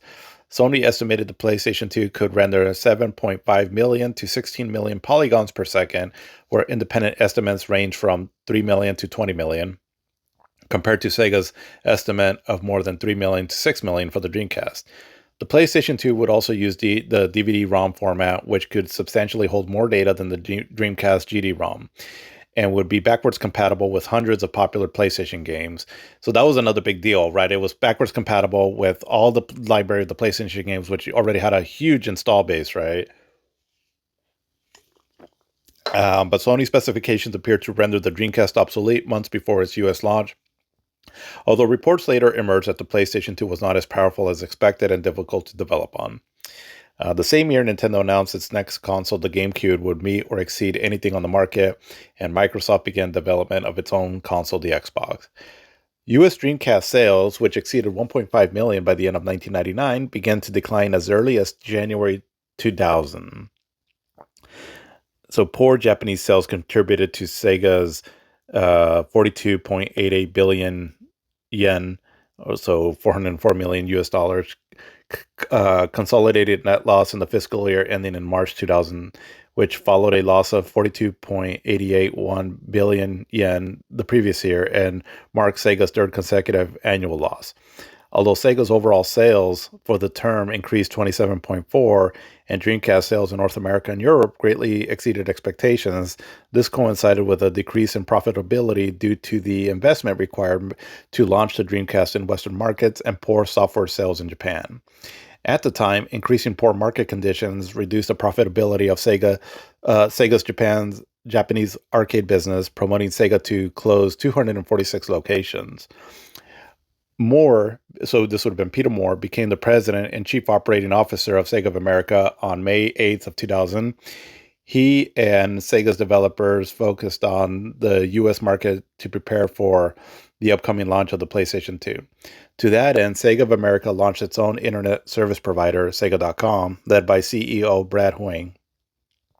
On September 7th, 2000, Sega.com launched Sega.net, the Dreamcast internet gaming service, at a subscription price of $21.95 per month. Although Sega had previously released only one Dreamcast game in the US that featured online multiplayer, which was Choo Choo Rocket, the launch of SegaNet combined with the release of NFL 2K1 with a robust online component was intended to increase demand for the Dreamcast in the US market. The service later supported games including Bomberman Online, Quake 3 Arena, and Unreal Tournament. The September 7th launch coincided with a new advertising campaign to promote SegaNet, including advertising on the MTV Video Music Awards that day, which Sega sponsored for the second consecutive year. Sega employed aggressive pricing strategies around online gaming. In Japan, every Dreamcast sold included a free year of internet access, which Okawa personally paid for.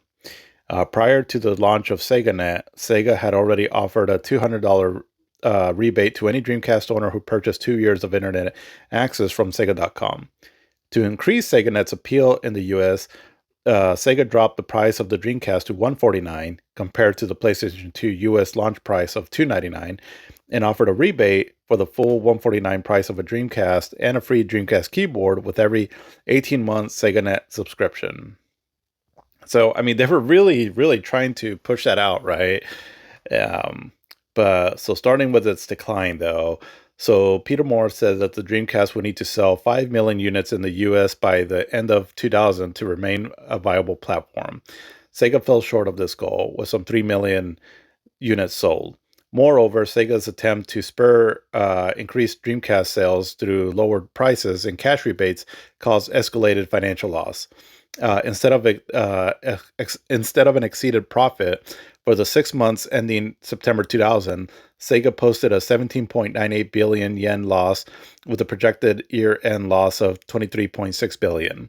This estimate more than doubled to 58.3 billion yen in March of 2000. And in March of 2001, Sega posted a consolidated net loss of 51.7 billion or $417.5 million, While the PlayStation 2 October 26th launch was marred by shortages, this did not benefit the Dreamcast as much as expected. Many consumers continued to wait for the PlayStation 2, while the PlayStation 1, a remodeled version of the original PlayStation, became the best selling console in the US at the start of the 2000 holiday season. According to Moore, the PlayStation 2 effect that we were relying upon did not work for us. People will hang on for as long as possible. What effectively happened is the PlayStation 2's lack of availability froze the marketplace. Eventually, Sony and Nintendo held 50% and 35% of the US video game market, while Sega only held 15%. According to Belfield, Dreamcast software sold at an 8 to 1 ratio with the hardware, but the install base meant that this did not produce enough revenue to keep it viable.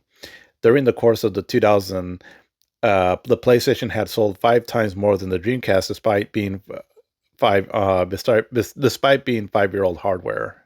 Yikes. So the Dreamcast, like I said, sold really well initially, but that really quickly started dying down coming into 2000. Uh, on May 22nd, 2000, Okawa replaced Irimaji as president of Sega. Okawa had long advocated that Sega abandon the console business. His sentiments were not unique. Sega's co-founder, David Rosen, had always felt it was a bit of a folly for them to be limiting their potential to Sega's hardware. And Stoller had suggested Sega should have sold their company to Microsoft. So in September of 2000, in a meeting with Sega's Japanese executives and the head of the company's major Japanese game development studios, Moore and Belfield recommended that Sega abandon its console business and focus on software, promoting the studio heads to walk out.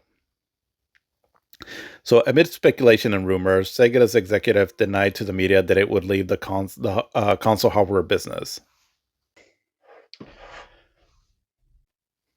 Amid speculation and rumors, Sega executives denied to the media that it would leave the console hardware business. Nevertheless, on January 31st of 2001, Sega announced a discontinuation of the Dreamcast after March 31st and the restructuring of the company as a platform-agnostic third-party developer, although with continued Dreamcast support for some time. Sega also announced a price reduction to $99 to eliminate its unsold inventory, which was estimated at 930,000 units as of April 2001. After a further reduction to $79, the Dreamcast was cleared out of stores at $49.95. Damn. The final Dreamcast unit manufactured was autographed by the heads of all 9 of Sega's internal game development studios, plus the heads of Visual Concept and Sega Sound Studio Wavemaster, and given away with all 55 first-party Dreamcast games, though competition organized by GamePro. Okawa, who had previously loaned Sega $500 million in 1999, died on March 16th of 2001. Shortly before his death, he forgave Sega's debt to him and returned his $695 million worth of Sega and CSX stock, helping Sega survive the transition to third-party development.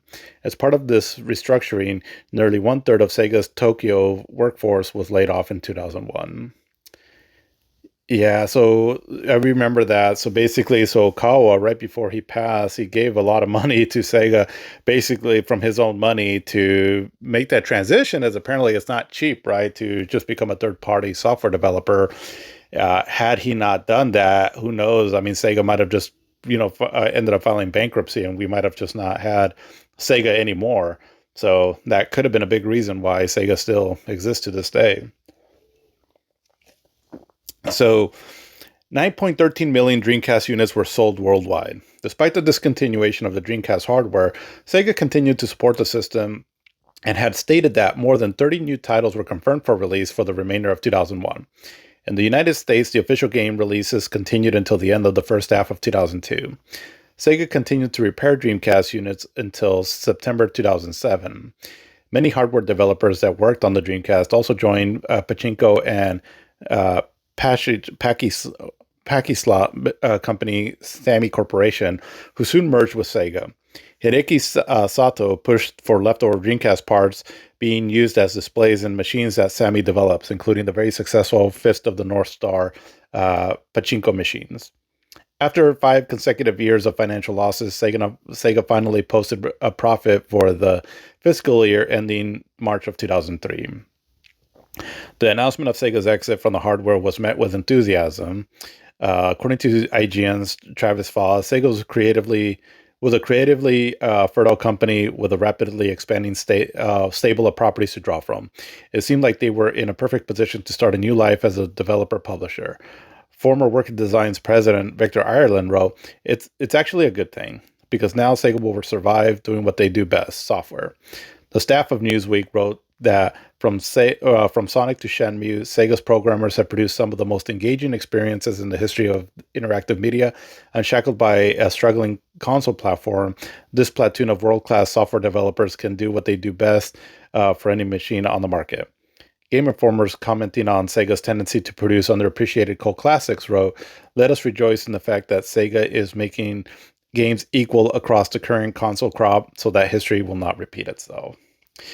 So yeah, I mean, in the long run, that it probably was for the best, right? Sega was, Sega had a lot of creative ideas when it came to their hardware side of things, but they just really struggled with, making the best business decisions. That even though if they were producing some pretty cool hardware, I mean, if we go back to the, obviously the Sega Genesis, and then a lot of the stuff that they were doing there, I mean, everything from like the what was it called, the Sega Menacer to the Activator, and then eventually the Sega CD, the 32X. I mean, there were interesting concepts for sure, but I mean, I'm sure a combination of all that cost a lot of money, and I don't think they profited too much from it. And then the Saturn and all, and so I mean, by the time that they got to this point, they were just bleeding a lot of money.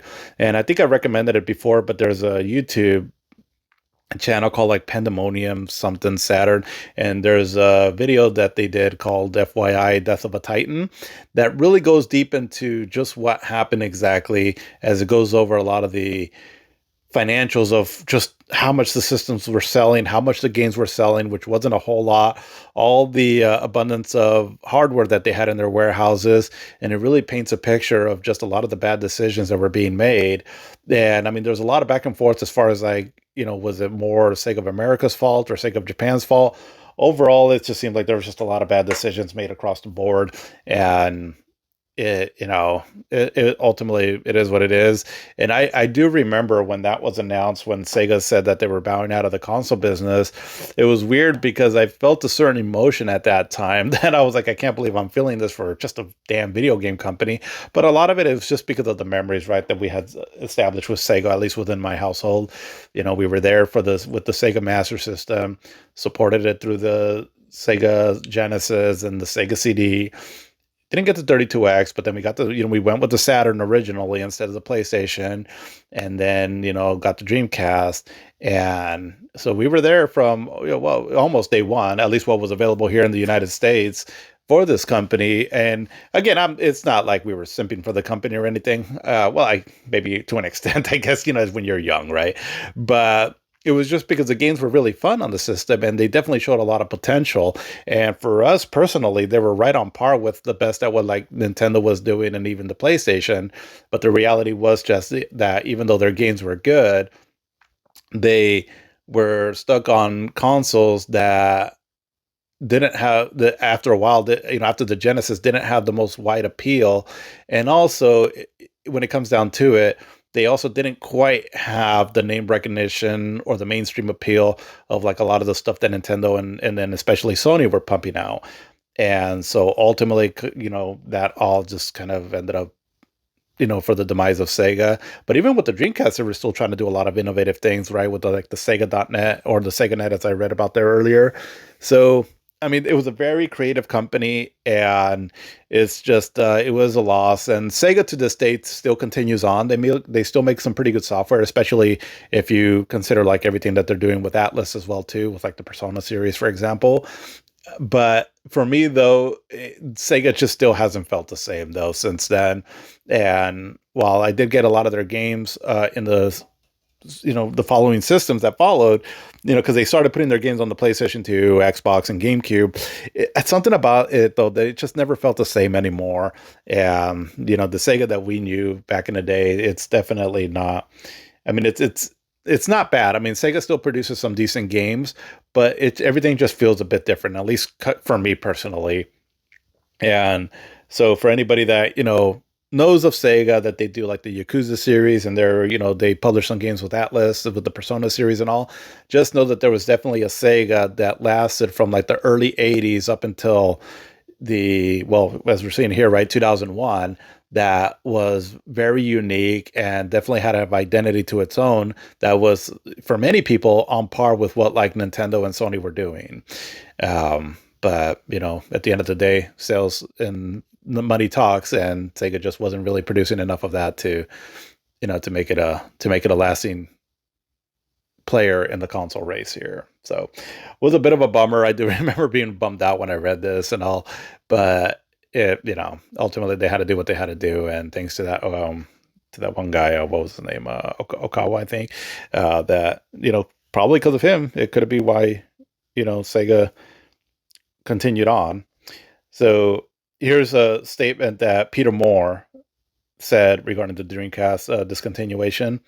So we had a tremendous 18 months. Dreamcast was on fire. We really thought we could do it. But then we had a target from Japan that said we had to make X hundred of millions of dollars by the holiday season and ship X million of units of hardware. Otherwise, we couldn't sustain the business. Somehow I got a call. Somehow I got to make the call, not the Japanese. I had to fire a lot of people. It was not a pleasant day. So on January 31st, 2001, we said Sega's leaving hardware. We're selling 50,000 units a day, then 60,000, then 100,000, but it was just not going to be enough to get the critical mass to take on the launch of the PS2. It was a big stakes game. Sega had the option of pouring in more money and going bankrupt, and they decided they wanted to live to fight another day. So there you go. But yeah, let's see. So with that though, let's start getting into some of the games here, and we'll also discuss to an extent the launch of the Xbox and the GameCube as well. But for previous generations, though, we still had some notable releases this year, though. This year had a lot of releases, so I'm not going to be able to cover everything, obviously, right? And then it's going to be probably a little light on what came out on PC stuff and all, because there were just so many games that came out this year. But like from previous generations, we had, so the Legend of Zelda Oracle of Seasons and Oracle of Ages came out on the Game Boy and the Game Boy Color. Well, actually, maybe it was just on the Game Boy Color. But basically what this was, it was a pair of Zelda games developed by Capcom. And it looks like they were imitating what the Pokemon games were doing, where, you get multiple releases. So like, I don't know Pokemon too much. I don't quite understand all of it. But like, there's like the Pokemon Yellow, Blue, and, Red or whatever. And they all seem to sort of cater to each other in some way. Well, that's what this Zelda game was here. So Oracle of Seasons and Ages, they're two different games, but they have similar styles, and they came out around the same time. So I thought that was a pretty cool idea, and I've played just a little bit of them, and they seem really cool. I'm definitely interested to continue playing these games. But yeah, so these games came out in 2001, along with Dragon Quest VII for the PlayStation 1. Now, this game had to come out, I think, like 2 years ago in Japan, but it finally came out here in North America, though. And then also for the Nintendo 64, Conker's Bad Fur Day, which I really want to get into this game more. I've gotten a little ways into it, but just never beat it. But it's pretty hilarious, and it's a fun overall 3D platformer. That's Conker's it's just funny. But yeah, so the previous generation still alive and kicking to some extent. But for the Dreamcast, so there was like I read earlier, right? There were still some games that were coming out for the system. The Sega was not like they stopped supporting the Dreamcast overall, but some of the bigger releases that happened this year were so Sonic Adventure 2. Sonic Adventure 2 seems to have a lot of fans out there. A lot of people really seem to like this game. I wanted to like the game. I did like Sonic Adventure, the first one, but when I got this game, And I remember it was a bit of a bitter pill to swallow for me because we had already heard that the Sega Dreamcast was being discontinued. So we're like, well, we got this last Sonic game and all. I'm sure it'll be amazing. And I mean, the game looks pretty good. Runs at a solid 60 frames per second, really colorful, has some really fast stages and all. But I could not get into this game. And I remember it was one of the first games that I almost threw my controller. And what I recall of why this game frustrated me so much, because it's been a while since I played it again. Maybe if I play it again, I'll get some appreciation for it. But I do recall that the controls, it was just kind of hard to control Sonic. The Knuckles stages, I remember, frustrated me to no end. And for me, it's just not a very fun game. And as a matter of fact, I think it's a pretty bad game. So with Sega bowing out of the console business and for kind of like what was considered like their last big game on it, pretty personally, I was heavily disappointed. I know the game has a lot of fans and all, but I'm just not one of them. It just, for me, it's a very frustrating experience. And yeah, ugh, I can't really stand that game too much. But we also got Crazy Taxi 2. And I haven't really played this one, but I really enjoyed the first one. So if it's anything like that, I'm sure that game's a lot of fun. And then we also got Shenmue 2. So this would have been in Japan and in Europe, though, because we didn't get it here in the States. But because it got ported over to Europe, there's a English, at least the text was, the game was translated. And this game here, I remember this is where I started figuring out about like copying games and burning games. So my brother, he had a buddy, from what I recall, that he would burn games somehow on a disc, and so he let him borrow Shenmue 2, that he somehow burned from the Europe version. And so that's how I played that game, was on these burned discs. And I think it was in 2001 when I played this. And that was kind of I was like, oh, wow, I'm playing a burned game. It was just like a trip back then. I couldn't believe that was a thing back then. Although in retrospect, it sounds like that was a fairly easy thing to do on the Dreamcast for people that knew how to do that and had the hardware to do that. But yeah, I thought that was I remember I was just tripping out. I was like, oh shit. I was like, this is kind of cool. But yeah, I'm sure there were some other games I can share from the 2K sports lineup of games and all that came out, but those are just some of the more major releases on it. But so some of the new hardware that came out this year, though, was a Game Boy Advance.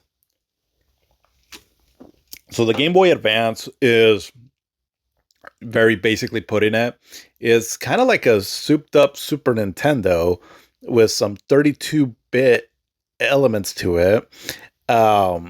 But the sound chip is not quite as good, I guess. And then it doesn't obviously have as much buttons as the Super Nintendo did. And which is pretty cool, though, still, because this is coming from a time where we were expecting that anything that was handheld was going to be just inferior as far as graphics and goes than what was available on the home consoles. And so to get something that was for many years, right, the Game Boy and the Game Boy Color dominated. And so that was just what you had to play for handhelds, which was still stuck on like 8-bit like graphics. Now we got something that's bumping it up to roughly about 16-bit / 32-bit graphics. When I look at the Game Boy Advance, I consider it more like in the line with like 16-bit graphics, but there was some games that it did some fairly impressive 3D stuff on it. So that's why it kind of hovers in between, I guess, between 16-bit and 32-bit. I want to say that I think I've heard that it has like a 32-bit chip in it, but I don't, again, I'm not too sure on the actual specifications, but at a glance, when I'm looking at it, to me, I'm like, okay, that looks more 16-bit graphics than say 32-bit, but either way, though, it was pretty impressive at the time, right, that we had that level of quality now to play at home. And so around this time was where, I was 21 years old. I was starting to work, and so I was making okay money for me at the time. And so I started buying, this is where I really started getting into buying a lot of video games and also hardware. And so I did end up buying the Game Boy Advance back then. And I mainly got it because of Castlevania Circle of the Moon. It was a 2D Metroidvania game. Again, Castlevania Symphony of the Night had only come out a few years ago. And so I was really wanting to play something similar. And so that was what led me to buy the Game Boy Advance. And now the Game Boy Advance, the original one, it was known to have really I mean, it really didn't have any backlighting actually, and so it was really hard to see the screen unless you were in a really dark room. And I remember I bought this kind of like a light thing that clips on to the Game Boy Advance that that shines some light on the screen, which kind of helped, but wasn't the best solution for it. And so I remember because of that, it put me off on trying to play the Game Boy Advance because the whole time I'm like, well, I can't see the damn thing. And so I bought a few games for it. Like I remember I bought that Castlevania Circle of the Moon, and eventually I bought this will come in later years, but Metroid Fusion and then Metroid Zero Mission. And I think like I maybe bought another game. Final Fantasy Tactics Advance, and then I think I also bought like the Final Fantasy Advance games, so like 4, 5, and 6, just because I wanted them in my collection. But so I had bought them, but again, I never really played much of the Game Boy Advance back then, just because again it was just so hard to see the screen. And now later on in later years, they came out with the SP that kind of resolved that issue, but I never did get that one. So like I said, I bought the Game Boy Advance, I played it for a little bit, and then just kind of put it off just because again it was just so hard to see. But I did end up playing some advanced games though on accessory or peripheral that came out for the GameCube, but that'll come in later years. But the Game Boy Advance had a decent launch lineup though. The Game Boy Advance was I think it was integral into this integral I think it's the word I want to use, but to this generation, because one thing that we lost with this generation was 2D gaming. We didn't really get a whole lot of it after this year, or I'm sorry, after this generation, just because a lot of the on the big home consoles and PC, there wasn't a emphasis really on 2D anymore. Everything was going 3D now. And so that's the one thing that I can say about this generation, right? And all that just felt like it was lacking, because I still enjoyed 2D games. Well, that's where the Game Boy Advance came in, because it was mainly a 2D system, and there was a lot of great stuff on here. So if you couple the Game Boy Advance along with everything else that came out in this generation, then that does help to fill out the 2D void that otherwise the other systems, weren't filling in. But like just that, the games that came out this year, and again, these aren't all of them, but some of the major ones is, so there was Super Mario Advance. So the Game Boy, the Game Boy Advance never had its own major original Mario game that was like a 2D platformer. So it ended up having to rely on remaking some old Mario games, which wasn't so much of a bad thing, because again, this is the first time you're able to play them on the go. And so that was still a pretty cool concept back then. And so the first one again was Super Mario Advance. And so what it is basically, it's like a remake of the Super Mario Brothers 2. And the Super Mario Brothers 2 that was originally Doki Doki Panic from, the one that came out in Japan, and then was reskinned to a Mario game here in the States. It had some new features, and also definitely worth playing if you did enjoy that game, or just wanted some kind of a Mario fix, right? Early on in the system's lifetime. But then we also had Castlevania Circle of the Moon, which is again a 2D Metroidvania. The graphical style is a little bit different than what it was in Symphony of the Night. So for me, that was a bit of a letdown, but it's still an excellent 2D Metroidvania game. Great level design, great music, great boss battles, cool sort of magic system that you can use with combining like different cards and all to, so you can combine them to get you certain abilities and magic powers. So yeah, great game overall. But that was one game though where, again, because the game was kind of dark, and then let alone you can't see anything on the screen, which just made it really frustrating to try to play that game back then. But then we also got F-Zero Maximum Velocity, which is kind of like the Super Nintendo version from what I can tell, but I haven't really played that one.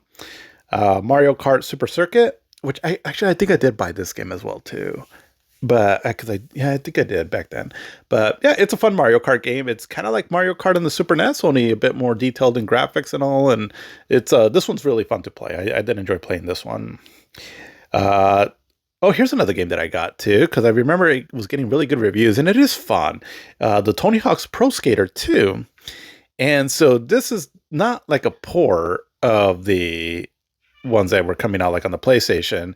This is actually it has more or less the same levels, but it's done in an isometric 2D style view, and it actually works pretty well. I remember I had a lot of fun with this one. It's it seems like odd choice, but if you've never played it, give it a chance if you can come across it somehow. It actually plays pretty well, and I actually enjoyed it. But I did have a lot of fun with this one. But then two games that were on the Game Boy Advance that I never got into, but I've heard that they were pretty fun. And one of them is Advance Wars, which started a strategy series for the Nintendo, mainly for like their handheld systems. It's like you play like these kind of fictional militaries and all, and it's like a strategy game. And then also Golden Sun, which is a JRPG made, I believe, by what is it, Camelot, I believe.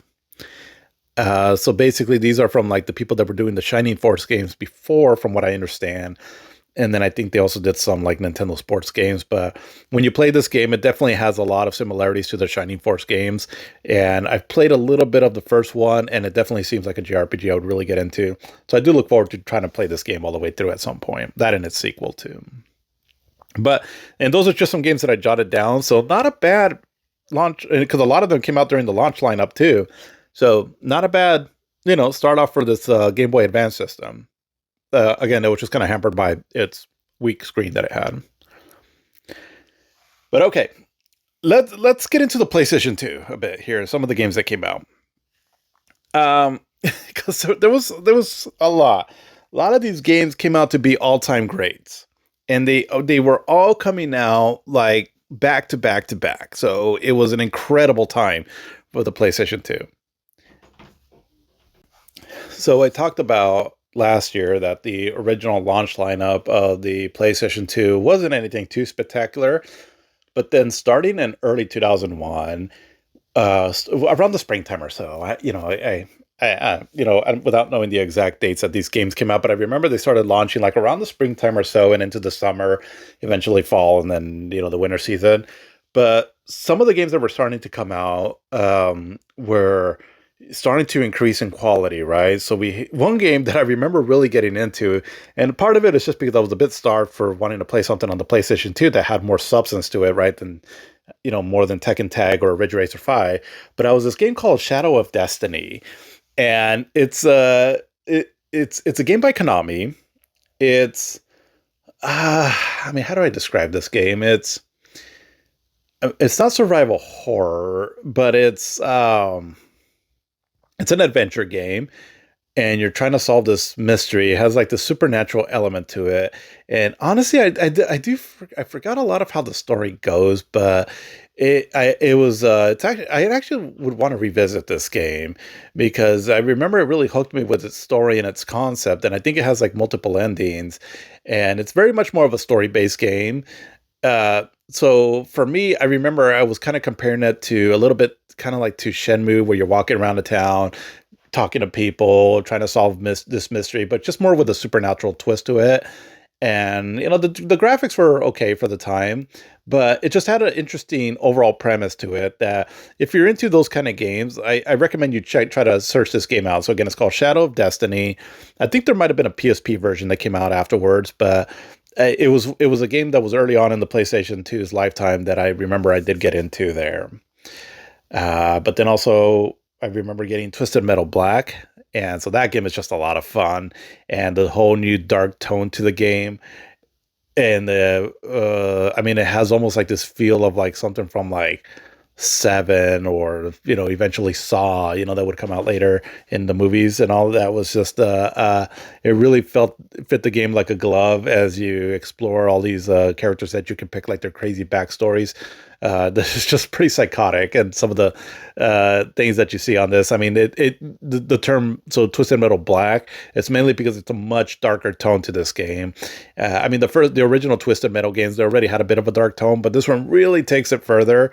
And then how they use the Rolling Stones Paint It Black song too in the little trailer that plays at the beginning, it really fits the game well, and it's definitely a bit of a disturbing game to some extent. But I mean, the game itself is just racing combat, right? Just like before, but it looks really nice now, running at 60 frames per second. It's really hard, but plays really smooth, and just a lot of fun to play, especially in multiplayer. This game is a blast to play in multiplayer, but with the added dark tone to the game and the little story elements that it has and the cutscenes that it has as you're going through the story mode, makes it really entertaining for that if you're into that sort of dark, morbid stuff, which I am. So this game was definitely a pleasant surprise when early on in the PlayStation 2's lifetime. Really fun game. But then also a game that kind of I don't hear too much people talk about this is so Legacy of Kain Soul Reaver 2. And so this game, so it's a sequel to the Soul Reaver game that came out on the PlayStation, and that game seemed to have garnered a decent following. Um, this game was kind of more of the same, and so because part one ends on a cliffhanger, and so this game picks up right after that. Now, this game was originally, from my understanding, going to be on the PlayStation, I think, and then the Dreamcast, but ultimately was just ported over to the PlayStation 2. And it's a pretty good game. I mean, it kind of takes more of the same from what the Soul Reaver, the first one is. A little bit better graphics and all. And the story, continue. It's an excellent story still that's continuing from what was being done before. And has a really cool ending towards the end. And yeah, I mean, if you're really into the Blood Omen Legacy of Kain games, definitely give this one a shot. It was stuck on the PlayStation 2, and I think now it's on the remastered compilation that came out recently, because I know you can play Legacy of Kain on that, and I'm pretty sure this one now too. So that's cool that it got a re-release, because otherwise I feel like it just kind of went under the people's radar a lot, which is unfortunate because it's a pretty decent game on its own right. So yeah, definitely worth checking out. But definitely play the first one first, because they really the stories are definitely connected on those. But then we got also Eco or Ico, however you pronounce that. But this is from a team. I forgot the name of the developers, but they would go on to create some really amazing games. And I don't know if this is their first game, but it was like their first game that I think that Team Ico, I think is their name. But this game here, it has a very sort of like, I don't know, it has a very interesting ambiance to the game, and it's very unique. It's one of those games where the way it tells its story is through visuals and things happening in the background, and then how it uses its gameplay to also to tell the story, as basically you're this boy that gets captured, and it's seemingly because of these horns that you have on your head, and you get taken away to like this castle by these group of like knights. And so you end up escaping from this thing that you're captured in. And as in pretty early on in the game, you end up coming across this girl that's also caged. Yorda, I believe is her name. And so a big part of the gameplay on this is that you're guiding Yorda trying to escape from this castle, as there's not a whole lot of combat to it. There's like these kind of like these black souls that start coming after you at a ghost, or I guess whatever you want to call them. But yeah, so you just kind of try to swipe them away with this wooden stick that you have, as you're holding her hand, right, trying to lead her away from them. But the big emphasis on this game, though, is its puzzle solving, which is really great for that, and just the overall castle design and the puzzles and the way everything is laid out and all. It's really a lot of fun, really well designed gameplay, and just overall castle layout. And yeah, just a really fun game if you're into like puzzle games like that. And again, just the atmosphere of the game, the mood of it, the bit of music that's in it, just really, really is unique, and definitely a solid early game on the PlayStation 2 that started showing, right, that again, the PlayStation 2 can start doing like a wide variety of kind of games, just like the way the PlayStation 1 was doing. But yeah, Eco, that's how I'll pronounce it, Eco. It's a really great game. But then also for like car enthusiasts, we had Gran Turismo 3. And Gran Turismo 3, I mean, it's kind of more of the same, just more options. I don't know if it has more cars or not. I think Gran Turismo 2 had like a lot of cars. I could be wrong, but I want to say that I think this one didn't quite have as many cars, but the visual upgrade was insane. I mean, this game really, at a quick glance, looked real. So I remember this one time I was at a mall, and the PlayStation 2, so it was already out, and So there you started seeing like demos and certain stores trying to show off the system. And I remember I was at a mall and I was at a food court just eating there, and right across the food court was I think it was, I don't know if it was still Software Etc. or maybe a GameStop, or it was a video game store basically. But they had this TV that was facing out to the public, and they would play games to like, to kind of show them off. And I remember looking at the TV and I was thinking, I was like, oh, that's kind of interesting. They're showing like some kind of what is that? Like some kind of a racing show, or what is that? But then afterwards, I started realizing, I was like, no, wait, that's Gran Turismo 3. I was like, holy crap, that looks real from like from a bit of a distance. And yeah, I mean, the graphics on this are truly stunning. I mean, when I've gone back and checked this game out, it still looks really impressive.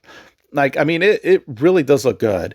And I mean, now with the power of the PlayStation 2, I mean, the car models look so realistic, and the backdrops also look pretty good as well too. And I mean, obviously it's not going to look as good as like what's out right now, but at the time, I mean, it still definitely holds up and just looks really great. And then obviously, if you like the Gran Turismo games from before, you'll definitely like this one. So that game definitely had a following, right? And not just because Gran Turismo was a pretty big name. And so I will say that was probably one of the PlayStation 2's first big true big hits on the system, because again, it's Gran Turismo 1 and 2 had already established themselves, and this one really took off with it. But yeah, just I remember I used to like watching the game just because I thought the visuals were so impressive on it. But yeah, Gran Turismo 3. But another game too, also that I had some fun with back then was this first person shooter called Red Faction. And so this game, it's a first person shooter. The story is kind of like Total Recall. You're in Mars, you're trying to fight this enemy faction of some sort. And, as you join up with these rebels and you're trying to escape the planet, I think, or something like that. I only played it and beat it the one time way back in the day. So a lot of it I don't quite recall. But what was really impressive about this game, and even to this day, I still think it is that it had the, what was it called? The Geo mod system or something like that, where basically a lot of the environment is destructible. And that was truly impressive, as, you can pretty much make your own paths in some sections of this game, as, you blow up certain rock walls and all and kind of keep digging deeper into it. And, I thought that was just so cool. And I remember for a long time, I thought that this is kind of where video games were going to start going, right? Where you're going to be able to manipulate the environment like that. But it never really was. There's only a handful of games that allow you to do that. I mean, I can only imagine that takes a lot of programming power to do that and knowledge. I mean, we see it now with games like Donkey Kong Bonanza, but it wasn't something that became the norm. But here it was doing it way back then, and I thought it was pretty impressive. I mean, the overall graphics, like the character models and all, look okay. I mean, for the time, but what really made it stand out, right, again, was a destructive environment. I want to say, I think you can get this game on the PlayStation 4 storefront, or, I guess the PlayStation 5 too, for that matter. And so if you haven't already, I'd check it out. I'm pretty sure you can find it for cheap. And like I said, it's pretty impressive what they were doing with the destructive environments back in the day. And again, just something that to this day, it's not the norm, right? So was pretty impressed with how they did that back then. But another game that I got into also, and so for me, it was also one of the first big hits on the PlayStation 2. And again, these were coming out from like around the springtime to the summertime or so, within that range there. But it was Onimusha Warlords. And so this game, it's you play Samanosuke, and you're a samurai in feudal Japan. But there's a supernatural twist to the game where there's like these demons and all that you have to fight. And the story kind of mixes a little bit of like actual history involving Nobunaga. So he was like some kind of a conqueror back in the day in Japan.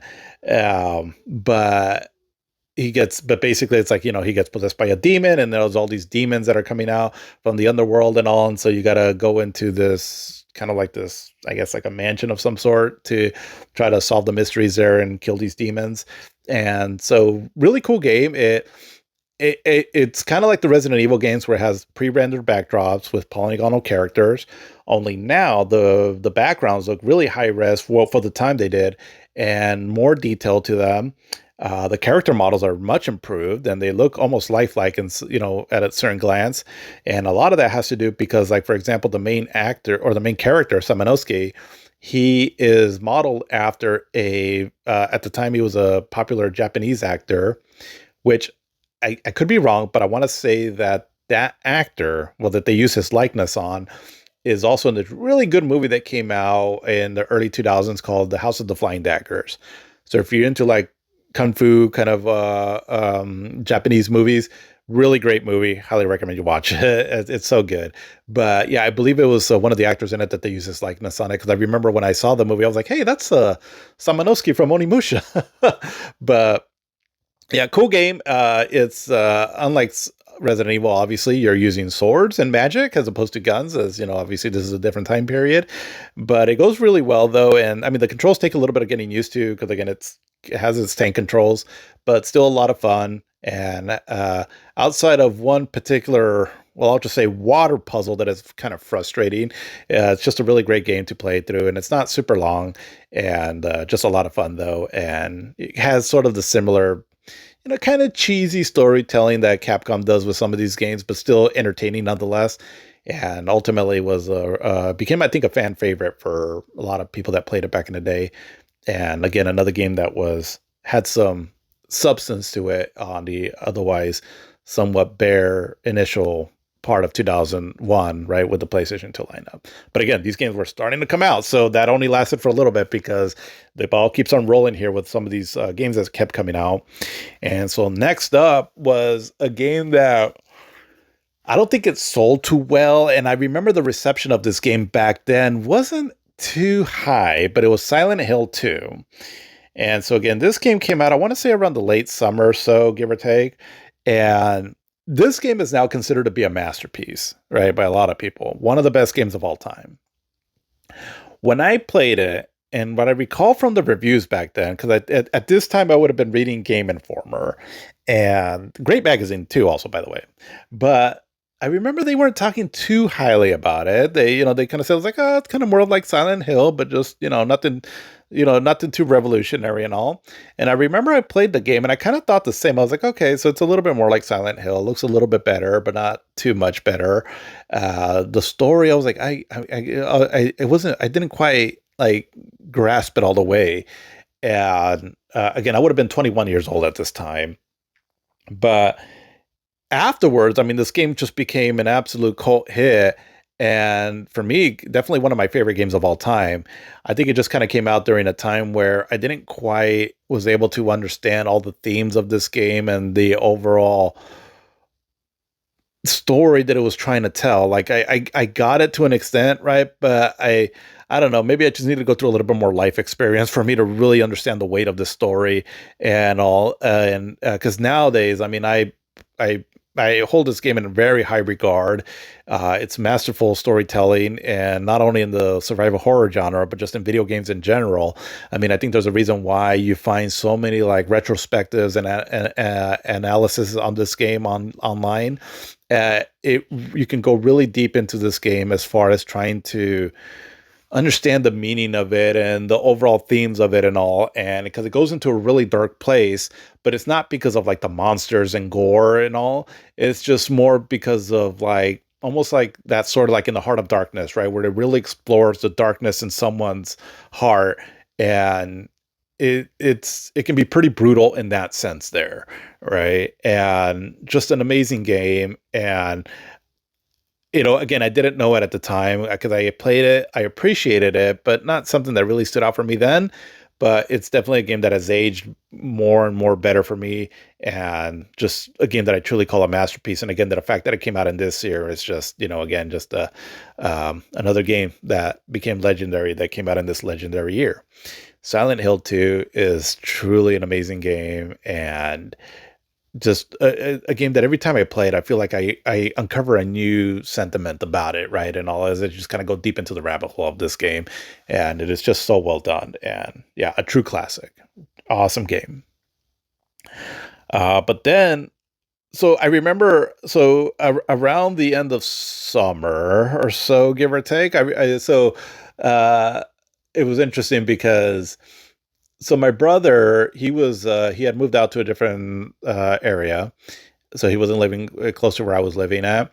But I if I I'm gonna what I recall of the events of how this happened back then, and maybe why this stretch from like let's say roughly around September to the end of the year was just absolutely amazing.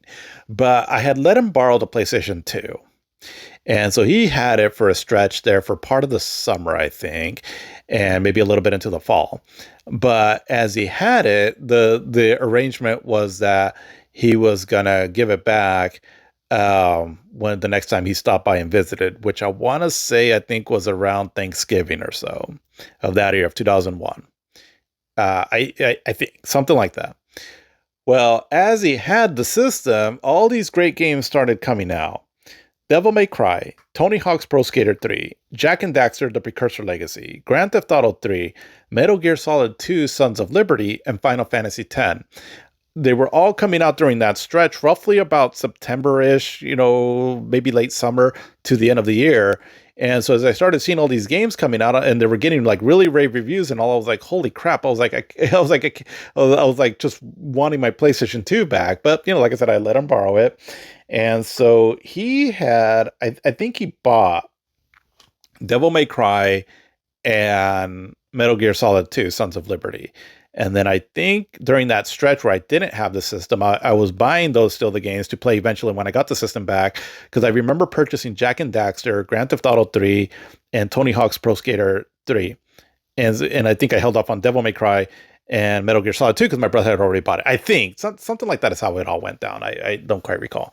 But so I had all these games, right? And so then when he finally brought the system back, I remember I booted up Devil May Cry right away because I was like, okay, I really want to play Metal Gear Solid 2, right? Because the game was getting, again, my magazine of choice at the time was Game Informer, and they had just raved about this game. I think they gave it like a perfect 10 out of 10, if I recall right.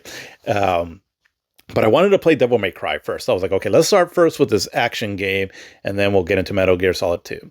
So I put in Devil May Cry, and I was immediately blown away by just how different this game felt and just how much more awesome and all that it felt from like previous action games because the controls were really good on it now. The hack and slash was just awesome, and the combination between the gunplay and the sword play just felt really smooth to play, and it didn't feel clunky like a lot of action games felt in the fifth generation. And so I remember thinking, I was like, okay, now this is badass. This is the sixth generation, and the graphics at the time were just very impressive. Cool music, just a cool overall setting of Dante taking on these demons and all, and definitely had a cool flair to it, but still felt Capcom in its own way, and I just absolutely fell in love with it. And yeah, I mean, even to this day, I still consider it one of the best hack and slash like action like games. Just a cool overall vibe to the game and all, and I was just blown away by it, right? I was like, this is the sixth generation, right? This is what the system is. And again, no shame to all the games that have come out before that, like for example, even what came out on the Dreamcast and the games like Silent Hill 2, but this is the first game that really opened up my eyes to the possibility of what video games were going to be like going forward. Because I kind of talked about it before, where I was thinking about like, games, what would like an action or adventure kind of game be like with like the graphics of like Virtua Fighter 3, that I was thinking, some years before, where now I was seeing the realization of that. And I was just so impressed, right? Because one thing about this generation is that when you go back to like, talking like 3D games, when you go back to like fifth generation, I can still appreciate those games, but I understand that sometimes those games for a lot of people, they can be a little clunky. They look a little blocky and all. This generation here, I feel like it's the first generation in 3D that you can go back to, and it still looks impressive.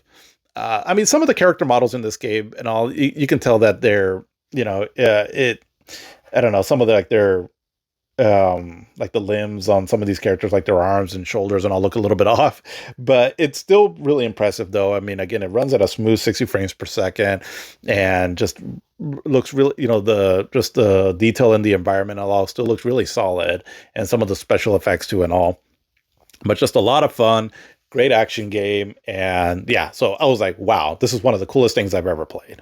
Right? I was just so blown away by it. But then I pop in Metal Gear Solid 2, Sons of Liberty.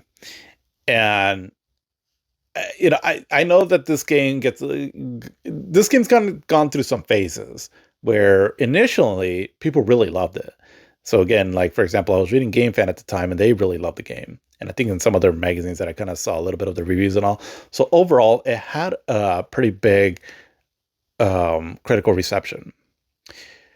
But then it kind of went through a phase though where people seemed to not like it too much because of the twist in the game, right? And so then it kind of went through a period where it was like people liked it, but maybe it was like, maybe we overhyped it too much back when it first came out.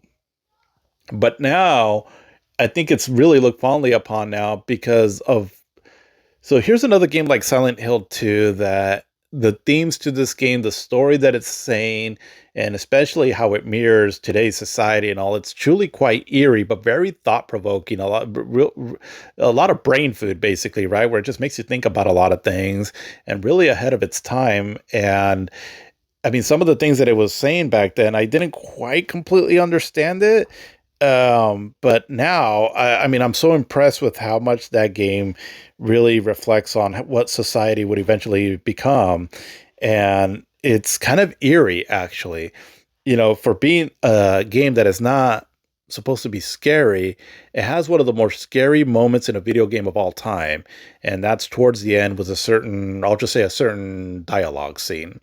And I mean, even to this day, I still get chills whenever I come across that scene right there.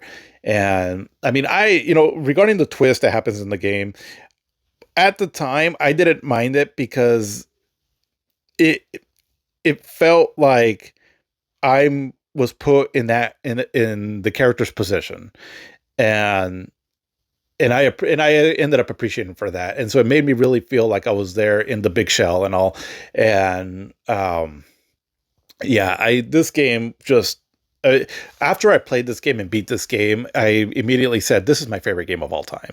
And this happened a few times right throughout my video game playing history, where there was a certain game that I played that just really astounded me at the time and all that I declared it like my favorite game of all time at that point. As years have passed and all that, I still keep going back to Final Fantasy VII on that. But at this particular time, though, right, I was like, Metal Gear Solid 2 is my favorite game of all time. This is just an amazing experience, and I can't see video games getting better than this. And as far as like the scope of the story, the themes of it, and all that, for me personally, it really didn't too much. I really appreciate this game. I think it's awesome, and even with the controversy behind it and all, I still feel it is quite the masterwork in game design, in storytelling, and all. And I know it's not for everyone, and that's fine. But I was really very impressed with this game. If I do have a bit of a criticism of it, it's just kind of that it kind of does take a little bit of the formula of the first one, but that also kind of plays into the story too, right? So overall, I was really impressed with this game, and I mean some of the details of how the game was made too. Also, so for example, I remember being so astounded by like when you're in this in the early part of the game where you're like in this bar section and you can shoot the bottles or shoot this like this pan and everything, and it kind of like it has physics to it and all where it reacts to your shots and all. I thought that was really impressive, and um yeah, just an absolute masterwork in game design and all. I absolutely love this game. But yeah, so that was an awesome night. That because I think it was on Thanksgiving of 2001 where I played these two games back to back, and I was just so blown away. I was like, oh my god, this is amazing, right? And but then like I said, I had gotten these other games, so I started playing Grand Theft Auto 3. Got absolutely lost in this world that you can pretty much what felt like anyways that you can do anything in this. You played this criminal and you're trying to work your way up into the crime organization, and just the overall level of freedom and all was truly outstanding. The story is pretty decent to it. It's funny as hell, pretty good acting by a lot of celebrity voice actors in this, because we have everyone from Michael Madsen, oh, I think one of the actors, Vincent something, I believe. Um, Michael, what's his name? Oh God, I forgot a lot of these actors' names now. But it has a pretty big list of actors in it, though, and cool music to it that you can change on the fly when you're riding a car, and just a lot of fun to play through. And again, Grand Theft Auto 3. revolutionized the video game industry. And while, the game may have not aged that well compared to like the games that came out afterward, it's still a lot of fun to play, and no denying, right, the impact that this game had. Because kind of like what Shenmue was, I don't know if Shenmue was really trying to do this, because it is a different style of game, but it definitely kept expanding on that sense of freedom that you can have in a video game and being in like a sandbox environment, so to speak, where you can just kind of do whatever you want. A lot of games have attempted this. It took this generation to really flesh that out more, where you just have more power to really make these expansive worlds and all. And nowadays, open world gaming can get kind of criticized upon and looked down upon just because there's so much blow to them now and all. But back then, it was really a fun thing to do, and something that was quite remarkable, when you just know it's like I can go wherever I want in this city, and that is so much fun.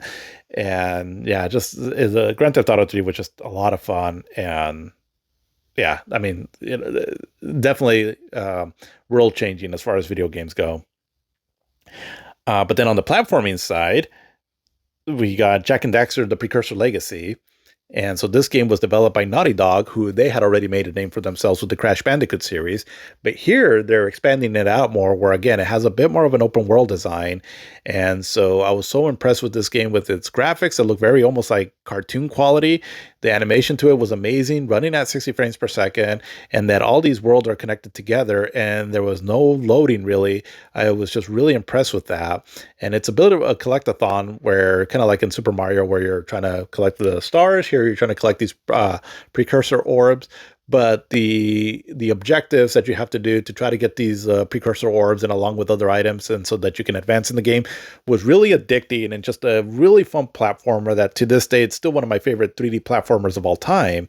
And just kind of really shows that Naughty Dog was on top of their game with making these really creative, fun worlds to play with a colorful cast of characters and great play mechanics.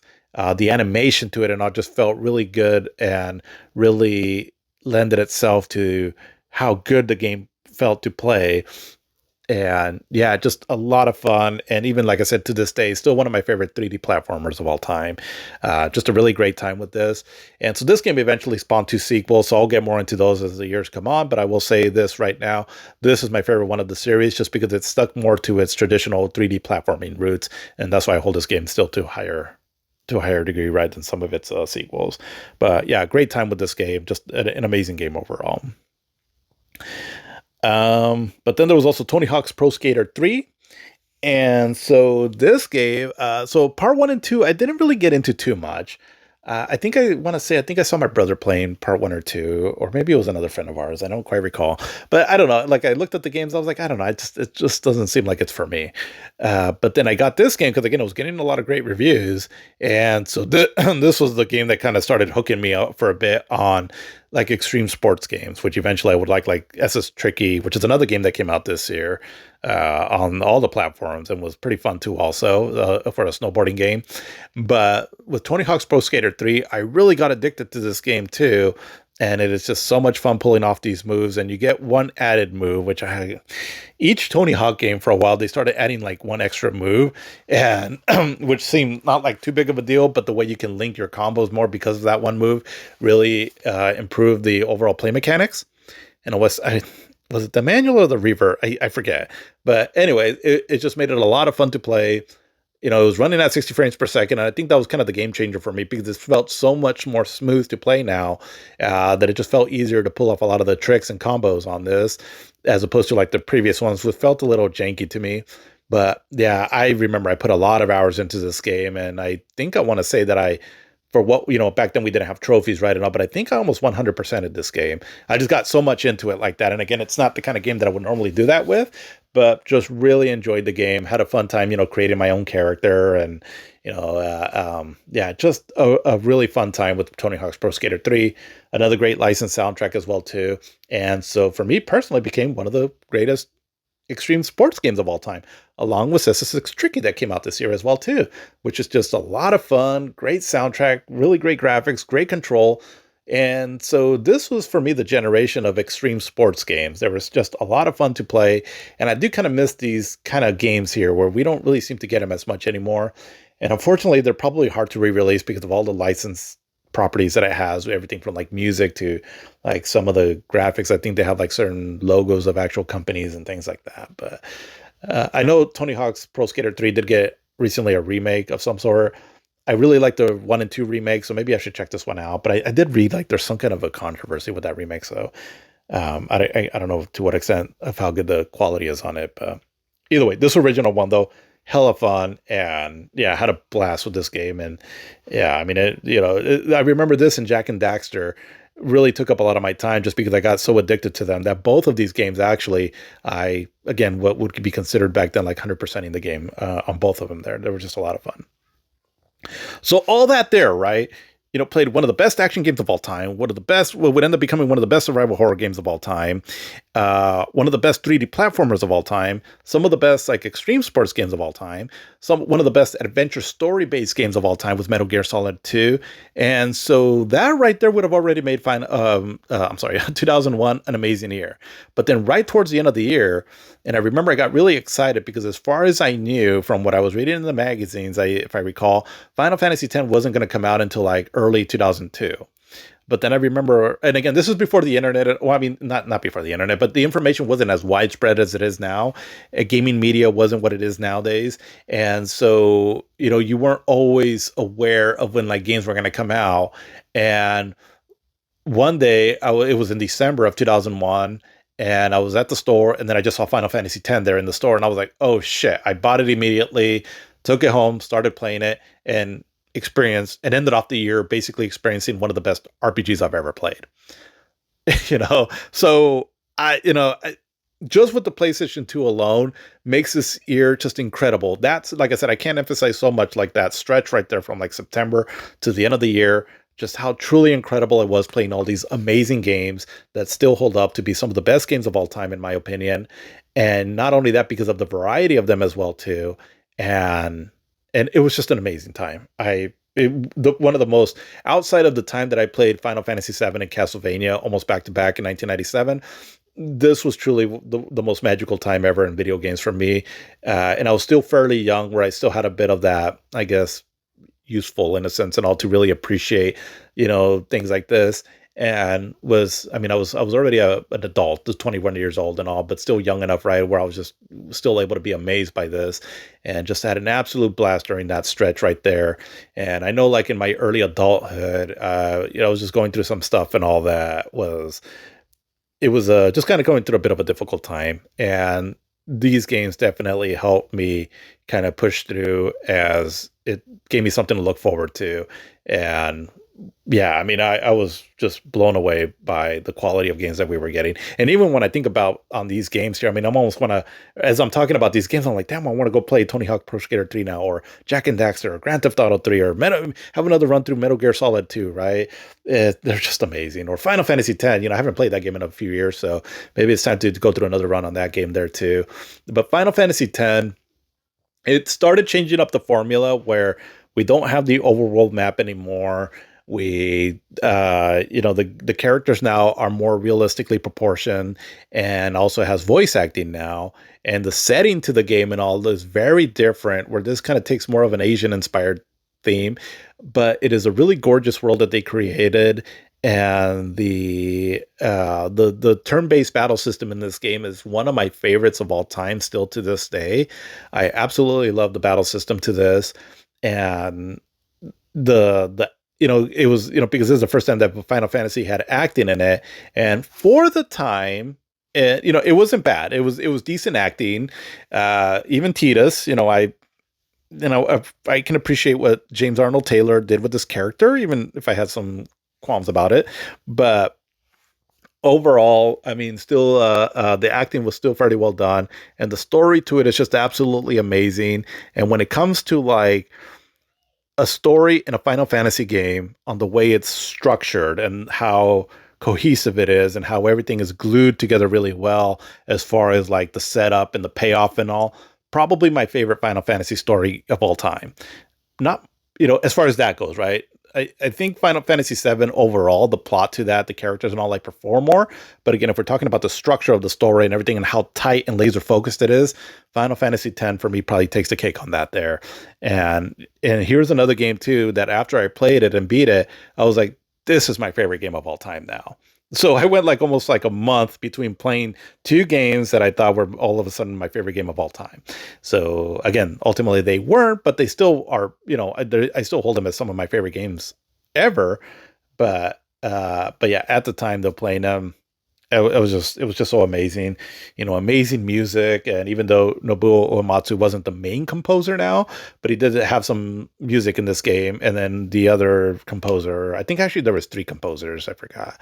But either way, the music in this is incredible still, great graphics and all. And even though it is a bit linear, I didn't mind it in this game though, just because again the focus on the story was really impressive, and then it also does have a lot of like side quests and things that you can do that really give you a sense of like the world being much larger, right, than what it technically is. And yeah, just amazing game all the way through. I absolutely love Final Fantasy X. It's an amazing game, and while I still prefer Part 6 and Part 7 slightly more, this game is still amazing. And for me, the last great Final Fantasy game. I mean, like a game that just truly was among the peak of gaming. It was really incredible. I absolutely had a blast playing this game. It was an amazing way to end off the year 2001. So yeah, just a lot of great memories with those games that I mentioned there, and so appreciative that I got to live through that time in the time that I did. They definitely were special to me, and just an amazing time overall. But again, that would make 2001 an incredible year.